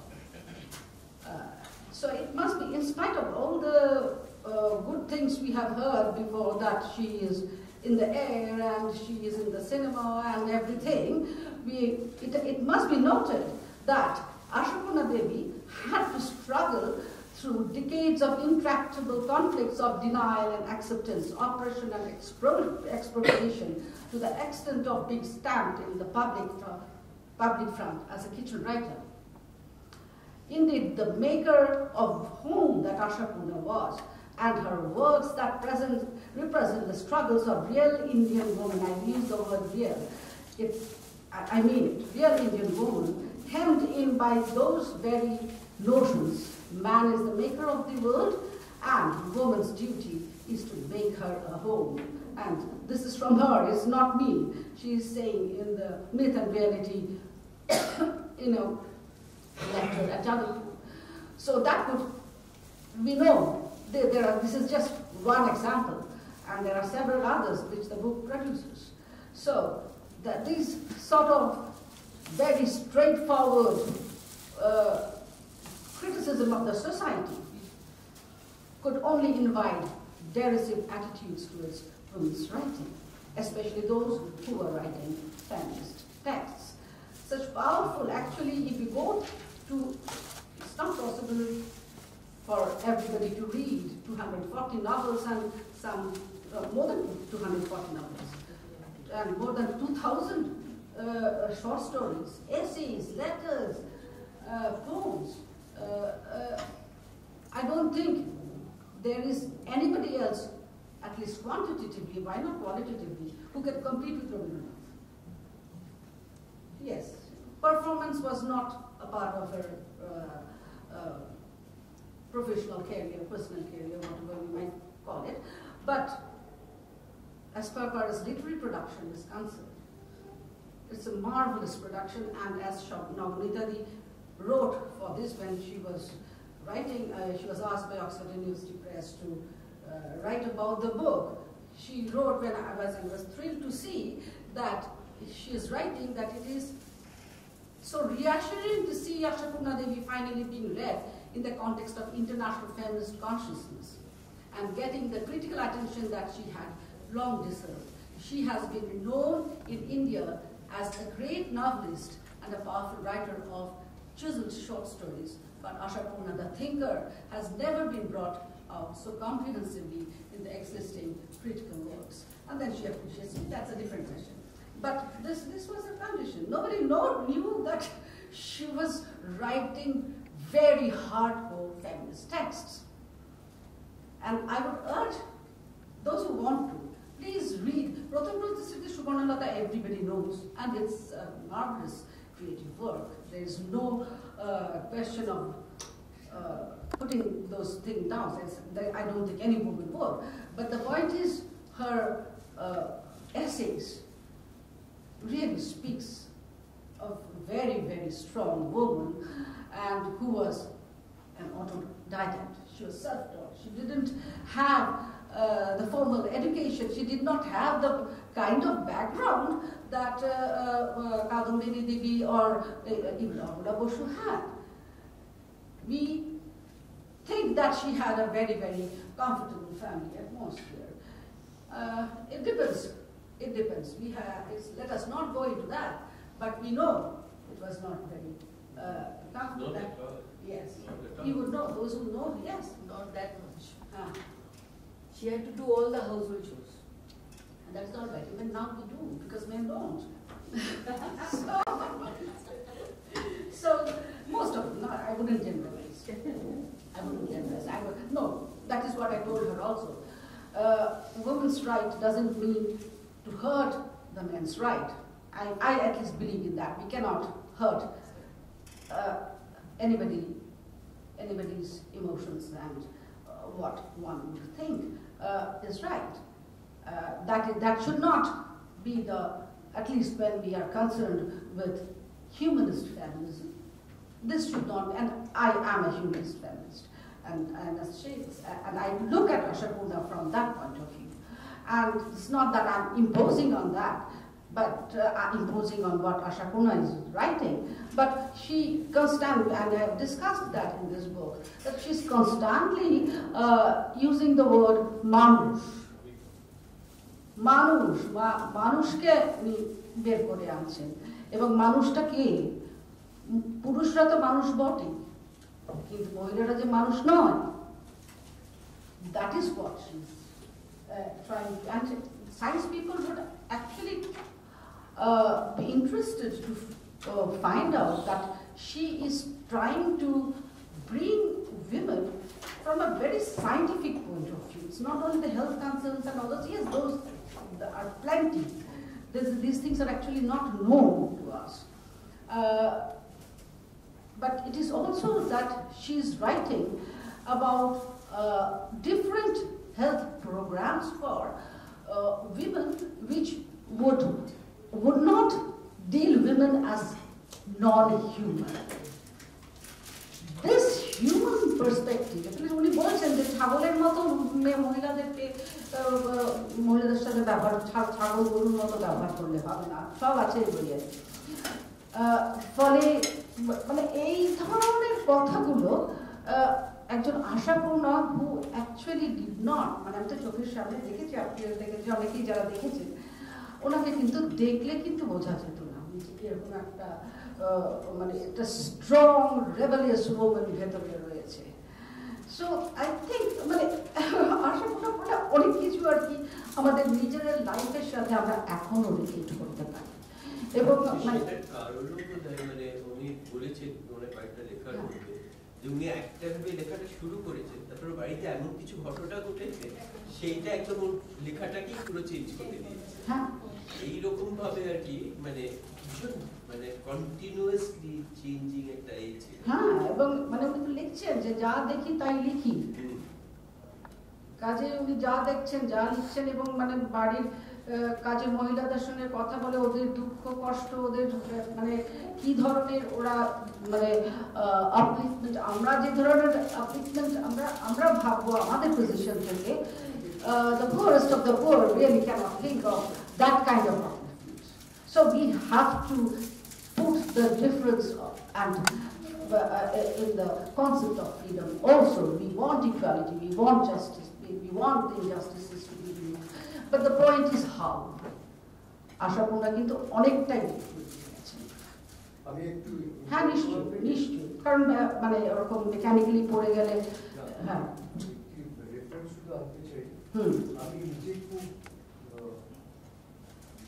Perplexed হয়ে গেছিলাম বলার পরে হারারের বইয়ের যে English আছে হারারের বইগুলো তিনটে বই আছে ও হানা হারার হ্যাঁ তিনটে বই আছে ইংলিশ যেটাকে বলে আলটিমেটলি যেটা দাঁড়িয়েছে যে মানুষের ভবিষ্যৎটা কি হবে যেখানে আমাদের আর্টিফিশিয়াল ইন্টেলিজেন্সের লোক এখানে আছে তিনি বোধহয় এটা নিয়ে কিছু কথাবার্তা পাঠ করাতে কিন্তু সেখানকার কিছু কিছু কথাবার্তা যেটা প্রথম বইয়ে বলা আছে হিউম্যান রেভলিউশনের সেটার কথা কিন্তু সুবর্ণলতা কিংবা ইয়েতে নেই আগের বইটাতে নেই আছে বকুল কথা অ্যাবসলিউটলি যেটা আমি আসছি বলা আছে কিছু কিছু যে এটাই কিন্তু মানুষের ভবিষ্যৎ ভেবে দেখুন যদি আপনার কথা দেখুন এবং আপনাদের জানি আসলে তুমি সেরকম ফর্মাল এডুকেশন ছিল সেরকম কোনো না ছিলই না কোনো ফর্মাল এডুকেশন ছিল না কিন্তু কতটা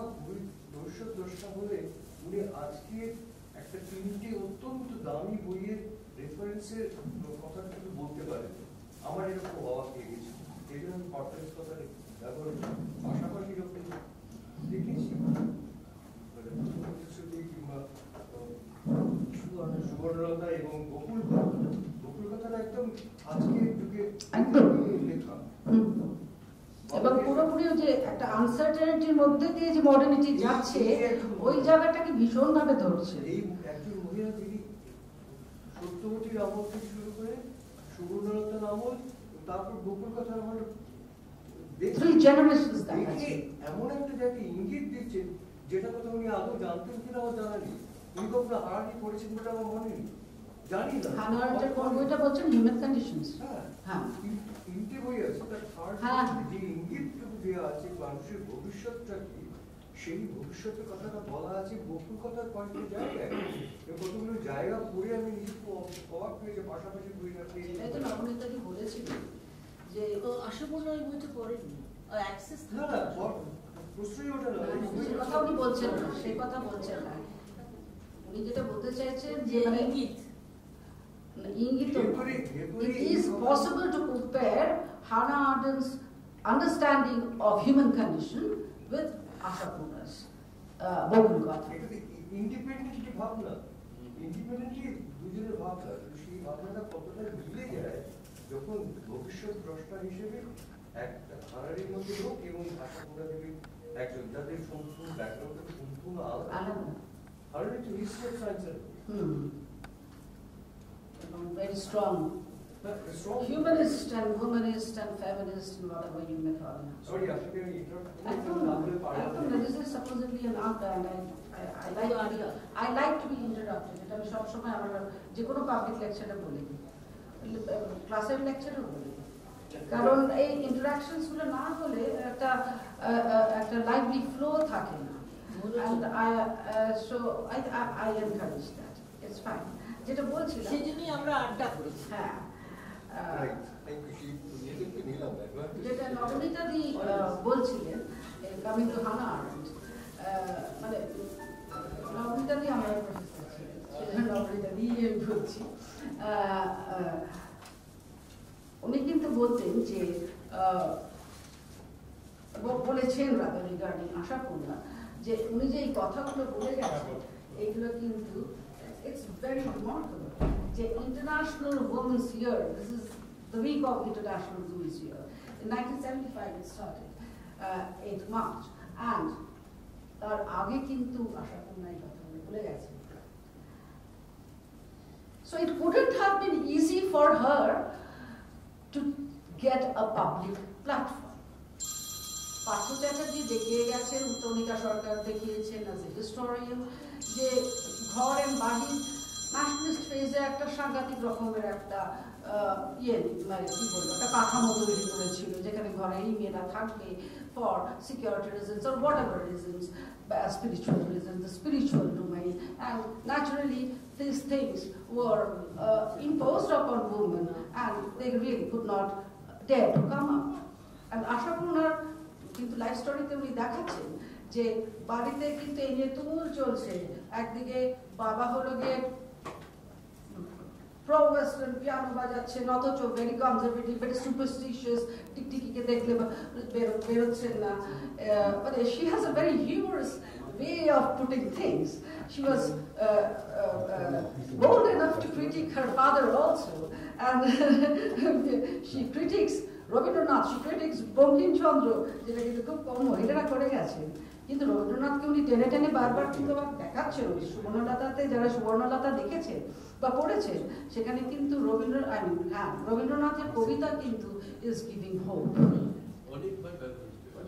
হ্যাঁ, এবং সেটার জন্য কিন্তু ওর মা সরলা দেবী was the inspiration. কারণ মানে এখানেও কিন্তু হ্যাঁ, মানে ওইভাবে যদি আমরা ক্রোনোলজিক্যালি দেখি মিলবে না, কিন্তু এই কোয়েশ্চেন ওনাকে বোধহয় কোনো রিডার্সরাও করেছিল, কিন্তু ব্যাপারটা হলো গিয়ে যে she keeps on saying that Subarnalata portrays certain time, but it doesn't mean that it is stuck to that time. It has got some universal vision for the future woman. The violence that Subarnalata had to bear, it's unthinkable. What about Satyavati, প্রথম প্রতিশ্রুতির was, I would say, a bit more lucky than Subarnalata. কারণ সত্যবতীর কিন্তু ওই renaissance পিরিয়ডে দেখাচ্ছেন উনি, কাজেই education একটা চল হচ্ছে, মডার্ন এডুকেশন আসছে, সেখানে রামমোহন রয়েছে, বিদ্যাসাগর রয়েছে, এগুলো কিন্তু সব রয়েছে এখানে, এবং উনি বলছেন অ্যাট দ্য সেম টাইম উনি কিন্তু দেখাচ্ছেন যে ওয়াইফ বিটিং, কো-ওয়াইফস, পলিগামি, এইগুলো কিন্তু সমস্ত সমান্তরালে how the society and literature can go together in the world life, এই জায়গাটা কিন্তু উনি ধরে ধরে দেখাচ্ছি। And it was actually very difficult it was much more difficult for Subarnalata.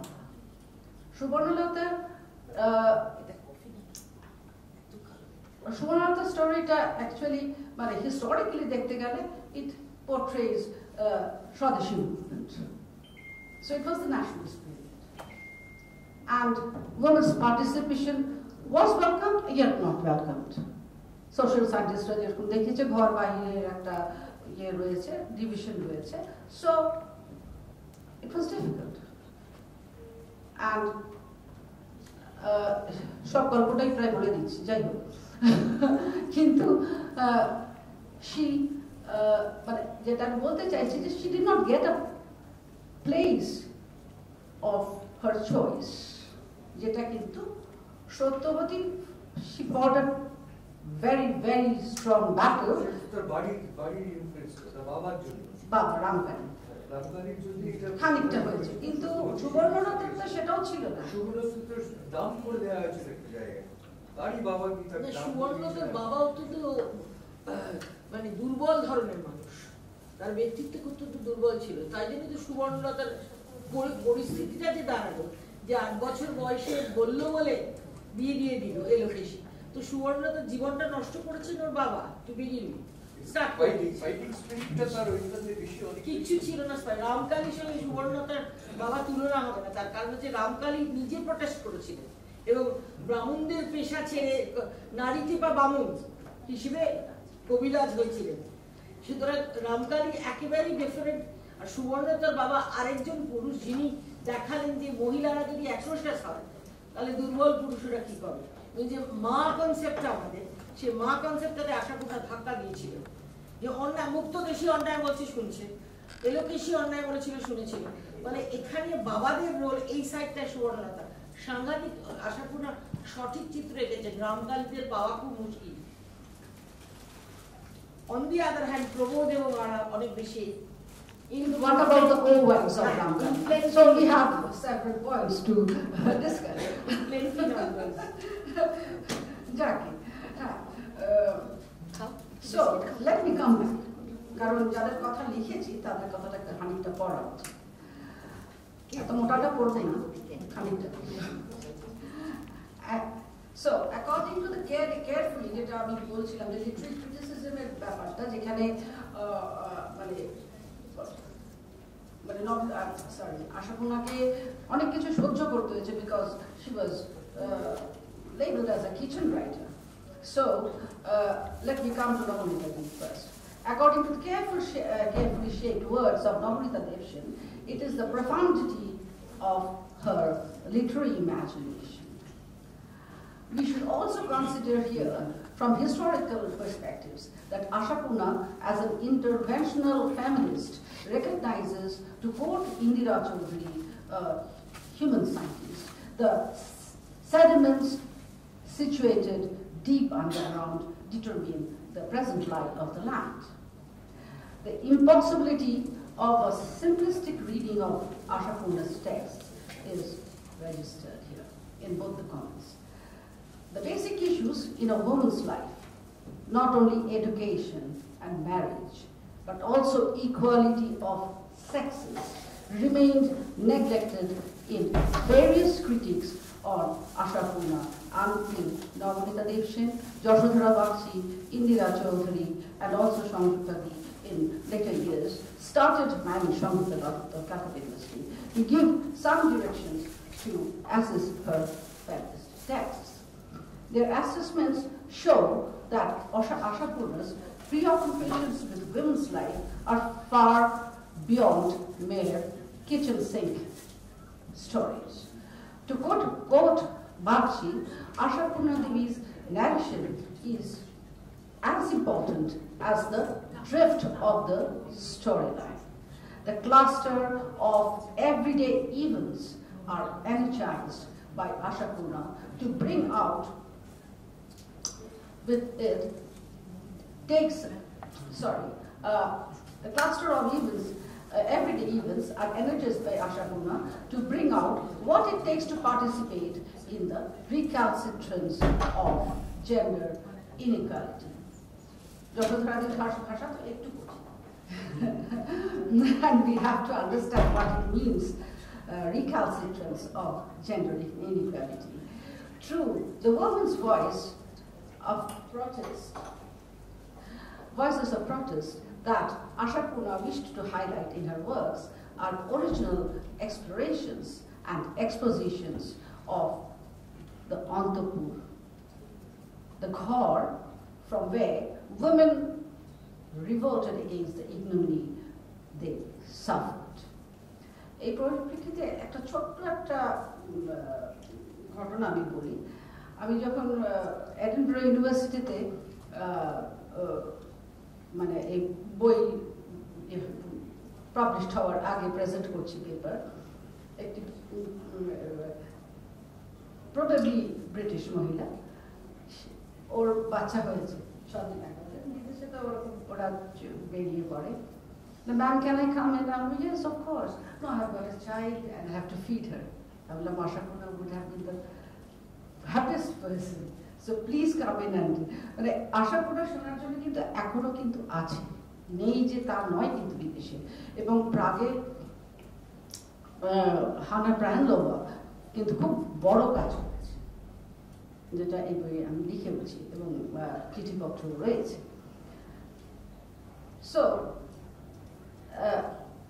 Ashapurna, why she was critiqued, we have to, why she was critiqued as a kitchen writer, and why she was not evaluated in terms of what she was saying, equality of sexes, equality of education and all those stuff.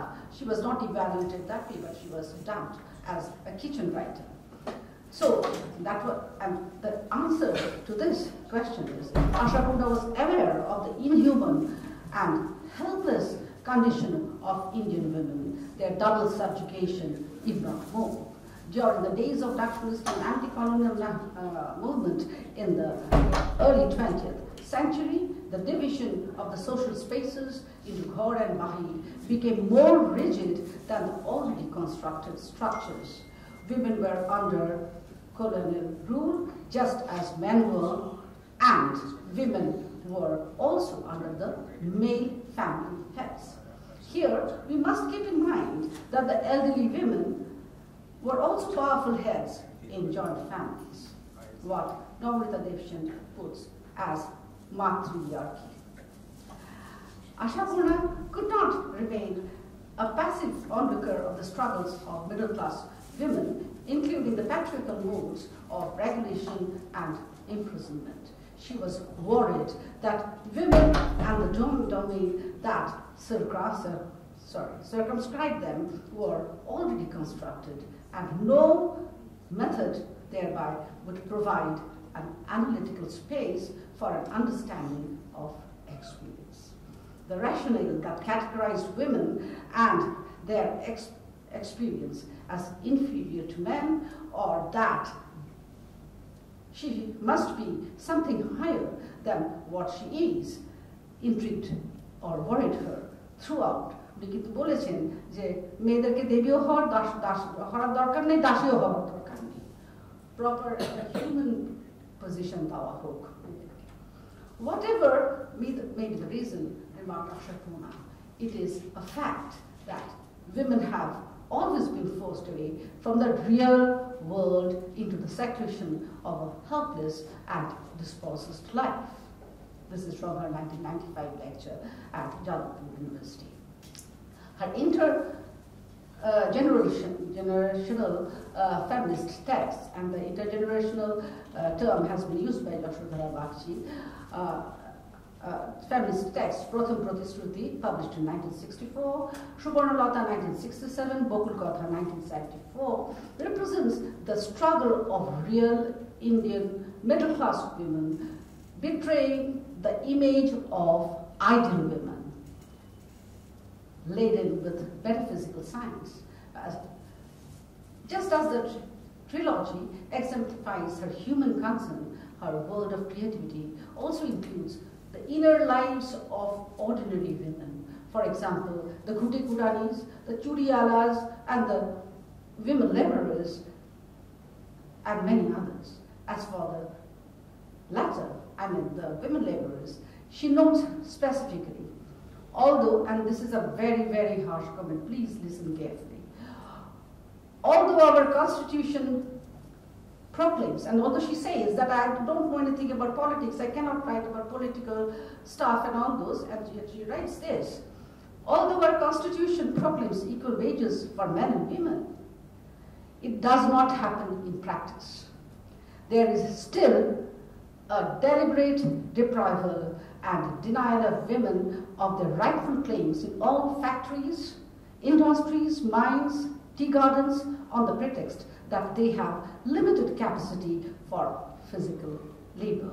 Even though they do the same amount of work as their male counterpart, female laborers get a lesser wage for equal labor. No other one bothers to resolve this disparity. This is from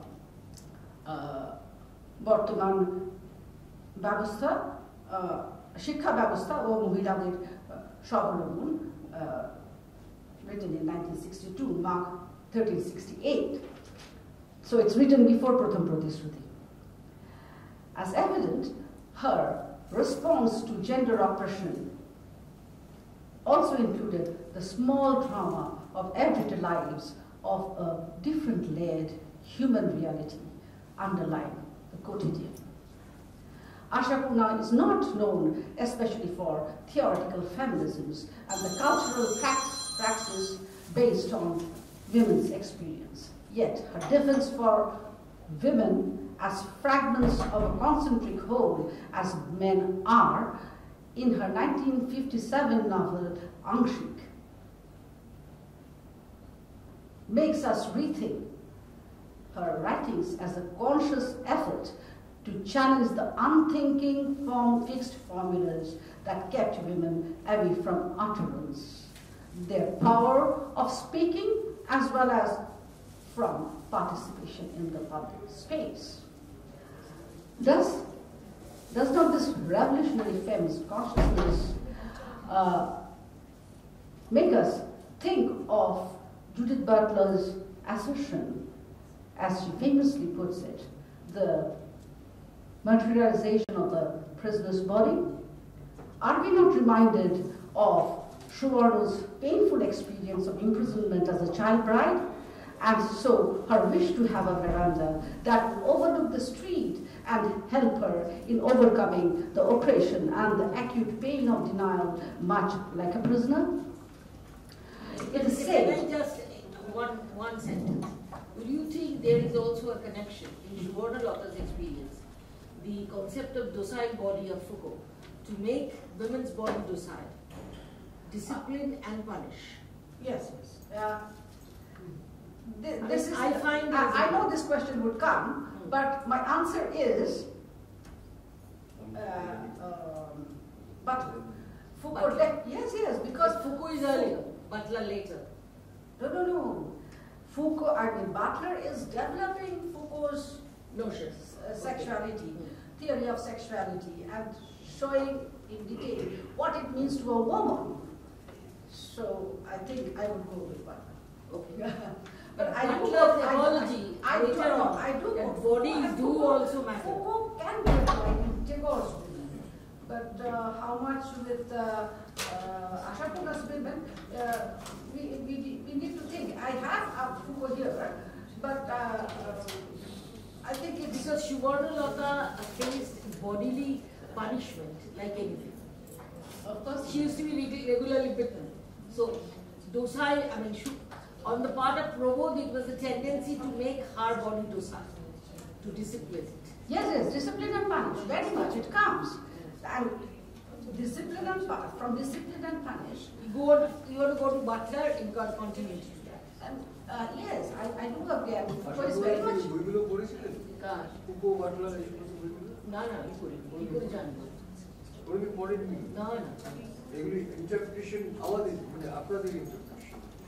না আমারটা পড়া আমি ওর ইন্টারপ্রিটেশনে যাচ্ছি না আমারটা আমি পড়েই বলছি না আপনি পড়েই বলছেন আপনি ইন্টারপ্রিটেশন তাহলে আপনার আশাপূর্ণা দিদি কখনো এই লাইনে ভাবনা না আশাপূর্ণা আমি কথা বলিনি আশাপূর্ণা কি করে বলবে যে আশাপূর্ণা তুমি লিখছেন আমি যা দেখি তাই লিখি এবং মানে উনি ওনার ভাবের জগৎ থেকে visionary, as you said, and also the creative element, creative strength within her that allowed her to write. But we see that she is so much relevant today. আমি নিজেই অবাক হয়ে গেছি দেখে যে আমি সত্যি মানে আমি প্রফেসর ভদ্রকে যেদিন উনি ফোন করেছিলেন আমি বলছিলাম যে I was astonished to see that so much of work has been done. It might sound a bit snooty, but এই বইয়ের উপরে বেস করে কিন্তু প্রচুর কাজ হচ্ছে বিদেশে, and that really made me happy. It's not because I'm getting it a royalty. No, it's just that Ashapuna is getting the place she really deserves. এবং মানে সেক্সুয়াল ভায়োলেন্স নিয়ে যেখানে কাজ হচ্ছে সেখানে কিন্তু থিসিস বেরোচ্ছে এই বইয়ের উপরে বেস করে। So we really need to, what I mean to say is that we need to work more and more, and because she has written so much, it's not possible for a single person and one life to deal with everything. And I'm open to criticism also, criticism that would make things better. Negative criticism doesn't help. But if there is a positive criticism, constructive criticism, why not? কারণ আমি যা বলছি সবই যে ঠিক হতে হবে এমন তো কোনো কথা নেই, আমি তো আমার পার্সপেক্টিভ থেকে বলছি, and from my knowledge, from my feelings, and to a certain extent literary intuitiveness, if one would like to call it. And রবীন্দ্রনাথে গিয়ে তো আরো ঘেটে গেছি, যাই হোক। কিন্তু ব্যাপারটা হলো যে আশাপূর্ণা কিন্তু বারবার করে রবীন্দ্রনাথ আনছেন এবং সব জায়গায় যে রবীন্দ্রনাথকে উনি সাপোর্ট করছেন তাও নয়, কিন্তু রবীন্দ্রনাথ রবীন্দ্রনাথকে এত সুন্দরভাবে আনছেন, that is a very, I mean, that is the strength of her writing. That is what I'm trying to say. আমার সাহিত্য চিন্তাতে কিন্তু উনি রবীন্দ্রনাথের সবলাকে নিয়ে আসছেন এবং দেখাচ্ছেন যে সবলা যে কথাটা, সবলার কবিতায় যে কথাগুলো বলেছেন, she quotes a few words from সবলা, সেখান থেকে মানে রবীন্দ্রনাথ যা করে গেছেন as a visionary, as a practitioner of the principles of oneness, is perfect for that time. But that will not stop us. We have to move on from there. And the purpose of literature is to give hope, to retain hope. And এই জায়গাটা কিন্তু উনি ধরে আনছেন সুবর্ণলতার ওখানে, যখন সুবর্ণলতা মানে প্রায় মৃত অবস্থায়, তখন কিন্তু উনি সুবর্ণলতা জয়বতীর হাজবেন্ড, একজন নেইবারের জয়বতীর হাজবেন্ডের নামটা কিন্তু উনি আবার বলছেন না, আশা করি না তো, কিন্তু she remembers that man who helped her to read Tagore's poems, and from where she got the hope to leave. She was dying, and even then she brought life into her life. Yes, and while she was dying, she saw the promise that her, at least her younger children, সুবর্ণলতার কিন্তু সত্যবতীর মতো নয়, বেশ কয়েকখানা ছিল, so সেখানে কিন্তু বাবুল আর বকুল সুবর্ণলতা, হ্যাঁ হ্যাঁ সেটাই বকুল কথা হচ্ছে শেষে। সো কিন্তু উনি যেটা দেখাতে চাইছেন যে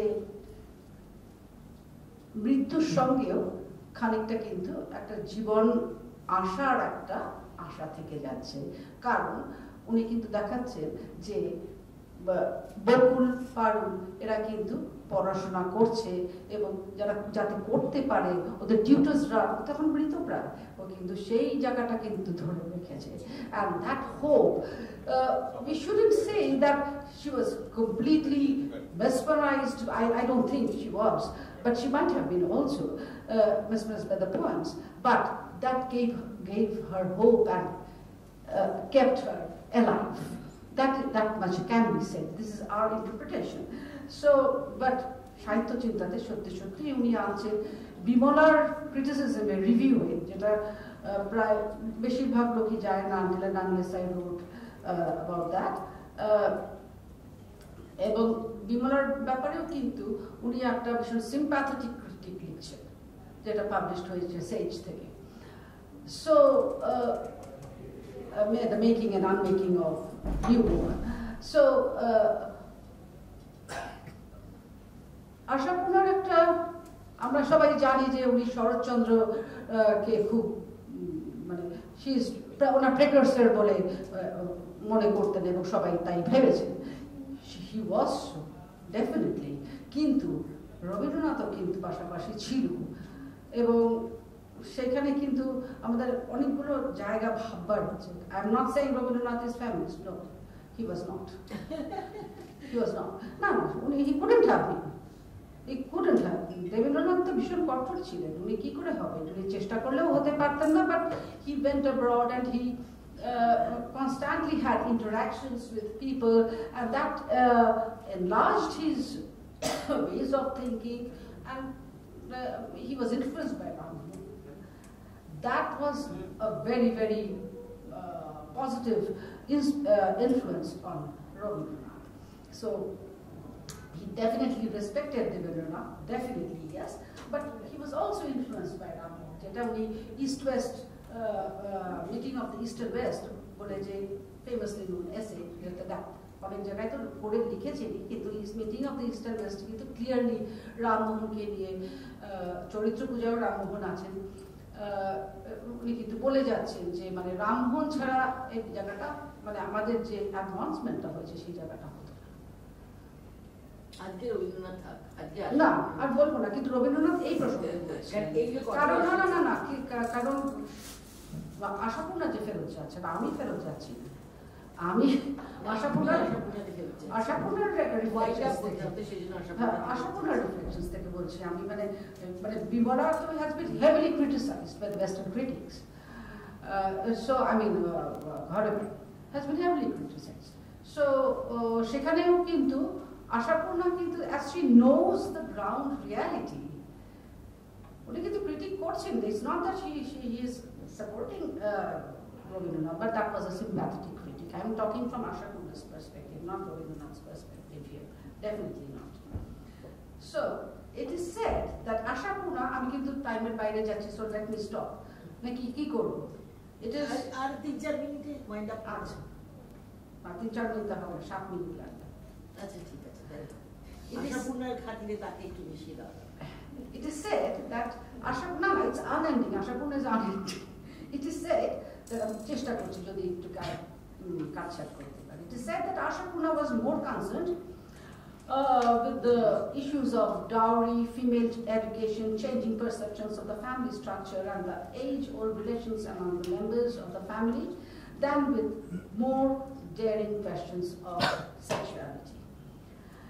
This goes on to prove that a large part of Ashapurna's questioning and concerns can be made sense of in terms of her endeavor to redress the ethics and politics of gender differences and sexed bodies, as Tonika Sarkar, another very renowned historian, as Tonika Sarkar puts it, transfixed in an idealist notion of purity, tracking the simultaneity of women's aspirations and deprivations within the vast array of an uneven interweaving of the social and material realities in society.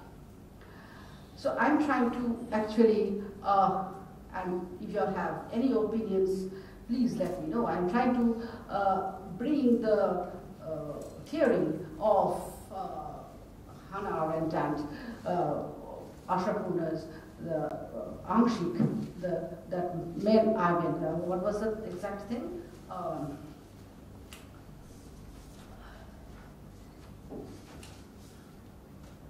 Yes, women as fragments of a concentric whole, as men are.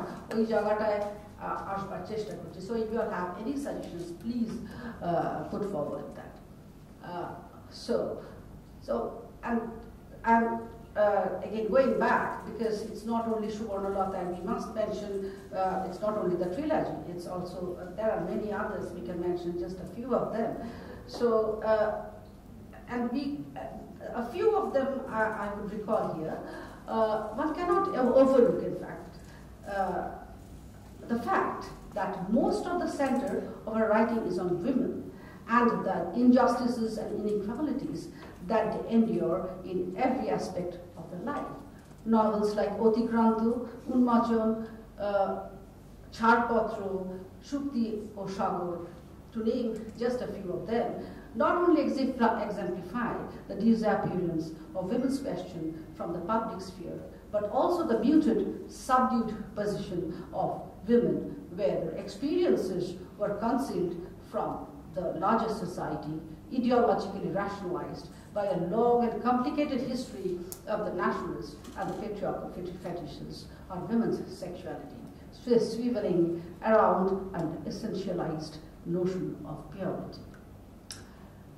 That Ashapurna was groomed in religious tradition and ritual practices did not deter her from interrogating the debated issues of the time and space she inhabited, bringing to the fore the questions of sexuality justified as a necessary part of family maintenance and reproduction. Bokul Katha, the third of the trilogy, is a representation of that stark reality that unsettles the questions of the ethics and the attending rhetoric of a Bhadralok mentality and the contradictions of modernity, not only in terms of special strategy Mahi, but also the context of a new consciousness that was marked by gender bias and the cultures of subjugation and subordination. There was no question of pacifying women's everyday experiences tormented by conflicts, tensions, and ambiguity of the historical process that runs within the constant dialectic of traditional historiography. What's more, Ashapurna reminds us of the culture of subjugation and subordination, not only determines or controls women's sexuality and reproductive powers, but, please note this, but also affects the social assessment of women's productive and creative potential. And সেখানে উনি কিন্তু বকুলকে টেনে এনে দেখাচ্ছেন যে মেয়েরাও লিখতে পারে, মেয়েদেরও নলেজ ডিসপারশনের disperse করতে পারে, ওরা লিখতে পারে, বলতে পারে. So she is going against the critique that women cannot write, women cannot read. এই যে ফেলোসেন্ট্রিক একটা ব্যাপার, সেটা থেকে কিন্তু উনি ডিপলি, এবং রবীন্দ্রনাথ একটা জায়গায় তো একটু স্বর্ণকুমারের দিকে চেপেছেন, কাজে সেই জায়গাটা হয়তো বা উনি টেনে আনছেন, সেটা ঠিক সঠিকভাবে বলা যায় না, তবে হতেও পারে. So this tension, as I see it, is visible in most of her works, including her essays discussed in this volume, through her repeated attempts to negotiate with the oppositional constructions of femininity and the independent. The revolutionary beginning, of course we know, was made by women like Shottavati. She took difficult paths to reach some practical solution from where women could communicate with the outside world, at least partially. Suvarnalata, along with her brothers, Shadun and Sharon, was also sent to a sophisticated city school in Calcutta. But we know that was cut short. Elokeshi, her grandmother, helped by her son, Nagakumar, conspired to undermine her dreams and marry off her daughter in secret. Ashapurna could not believe that emptying India's history of all countries, to use Maitri Chatterjee's words, would erase the cultural impositions on women.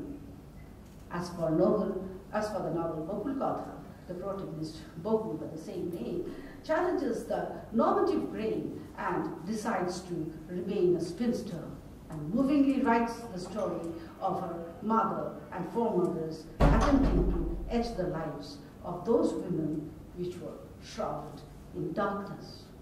Perhaps we will also need to consider some generic limitations, for Ashapurna goes beyond the simple binary division, and that is the very interesting part of Ashapurna, beyond the simple binary division between male and feminine, into the domain of human affairs in public space, propelled by the contestation of plural voices and dialogic imagination, while adding aesthetics to the ethical dimensions to her feminist texts. I have discussed this aesthetic discussion part, and some more are in this book, while referring to Tagore, and I will not get back to that. We need to cut short. So, Shottavati, and as we know, in Pratham Pratisruti, takes the first promising step by moving outside her marital home, the spiritual domain of the nationalist culture, to accompany her husband Navakumar to Calcutta. And then the story goes on, and we know she could not be 100% successful, but as Suvarno was stolen to death by her grandmother and father, and she was a child bride. So that was the prisoner's body. So this sad event leads Shottavati to betray the ethical dilemma, and she asserts 1,000 of Suvarnos must leave. It is quite clear that through Shottavati's grueling experience, Ashapurna critiques the deep chasm between masculine and feminine values, which definitely amounted to the deprivation of rightful claims of women in society. Okay. Take us 1 minute more now, concluding sentence or something. Or there is no conclusion, in lieu of a conclusion. এখানে একটা international একটা জায়গা আছে. We know about Subarnalata, now we know the story. Let me just give a little bit of hint of the international part. In the yes, so we know Shotabadi, it is through Shotabadi the road was built, and then through intractable paths and roads, many women saw the way to come out of their subjugation. Yes, so that's one part of the story. But Ashapurna seems to say, no country, she asserts, no country can consider itself free unless half of its mass doses in illiteracy and suffers humiliation. As this small write-up, much like the volume attempts to show, Ashapurna's life, this is a bit of sort of, what to say, redrawing boundaries, and we need to know about the conception of life here. There is a philosophy behind her feminism also. So Ashapurna's life and works need to be approached simultaneously as aesthetical, ethical, and as well as political one. Let us consider here briefly her thoughts on literature to elaborate on the last point a little. In the prologue to Subarnalata, Ashapurna provides us with a deep analysis of life. She writes, generations clash with one another, a decade slips into another. Where does one draw a line to distinguish one from the other?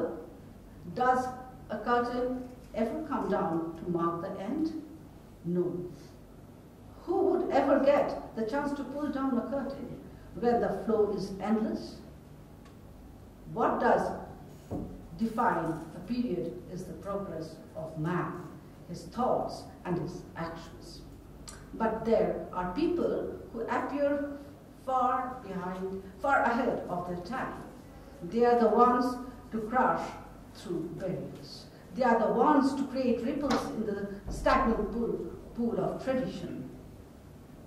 Very rarely are they understood or appreciated by the contemporaries. So we know he's talking about who? There's no literature. They are the misfits, but even in their apparent failure, the misfits leave a trail of hope. As we see, Ashapurna Devi's humanitarian atoms were negotiated by questioning the moral fulcrum of society while placing hope through the practice of integration and togetherness, for she believed this world belongs to both sexes. Do not this literary imagination have a bearing on the hegemony of gender relations in today's world, when modernity should be synonymous with the realization and revelation of progressive thought? Let me take just one last example to emphasize this point on gender relations. In her words from a 1962 essay, Bartaman Shikha Babastha O Mohilade Shabalamba, which I have referred to earlier, I am reading the English version. She writes, in all practical fields of work, at various places, times, and from person to person, there are varied opinions. And all such theories are in some way or the other supported by rational arguments. But there are certain absolute truths regarding which there can be no different opinions, one such being the need for an extensive spread of education all over the country. Education is the basic lifeline of the nation. This realization is essential for every human being. Thus, all should have the right to education. She goes on to say, today in every country, that is the international movement, today in every country all over the world, girls are foraying into a larger arena with respect to their vocation, by breaking the fetters of age-old superstitions, regulations, and by overcoming oppositions. It is not a matter of disgrace to identify and follow the path to success of such nations. The attempt till now has been to address through a very, very limited way that Ashokura's feminism goes far behind the exclusivity of male-female dichotomy and the tendency towards separatism as far as perspectives, prescriptive gender roles are concerned into a domain of human experience across cultural borders and boundaries of class, caste, nation, and gender, where women's concerns rule supreme. There are a lot more, but let us end here. Thank you. Thank you. Although Deepanita took a little more time, but I think we have been interacting. So maybe we can interact a little more for about another 10-15 minutes. Introduction time, you have to, if anybody wants to, yeah, if anybody wants any other queries, clarifications, etc. from all the speakers, not only Deepanita, but also Professor Bondul and Tamantika, because the discussion actually didn't take place on those two. So anybody wants to have a question, query, clarification on all the three Bengali feminists. আমার একটা প্রশ্ন আপনার কাছে ছিল, ট্রান্সভ্যালি area গিয়েছিলেন আপনি বলছিলেন, yes, we know a lot about Gandhi's work in Transvaal, but we really do not know what Dharmanath Gandhi was doing. No, actually Dharmanath Gandhi, even before he was very much involved in women's exploitation of women in that area, coal mine area. No, we know about Gandhi, not know about him. That is the point. We should make it very clear and documented. But Gandhi ka pata jani na ya. No, এটা documented আছে আপনি Documented থাকলে ছিল talked about. I think মানে যেখানে গান্ধী নিয়ে এত কাজ হচ্ছে, আমি তো বইটাও ইয়ে করলাম। সামনে দিবি। Okay, thank you.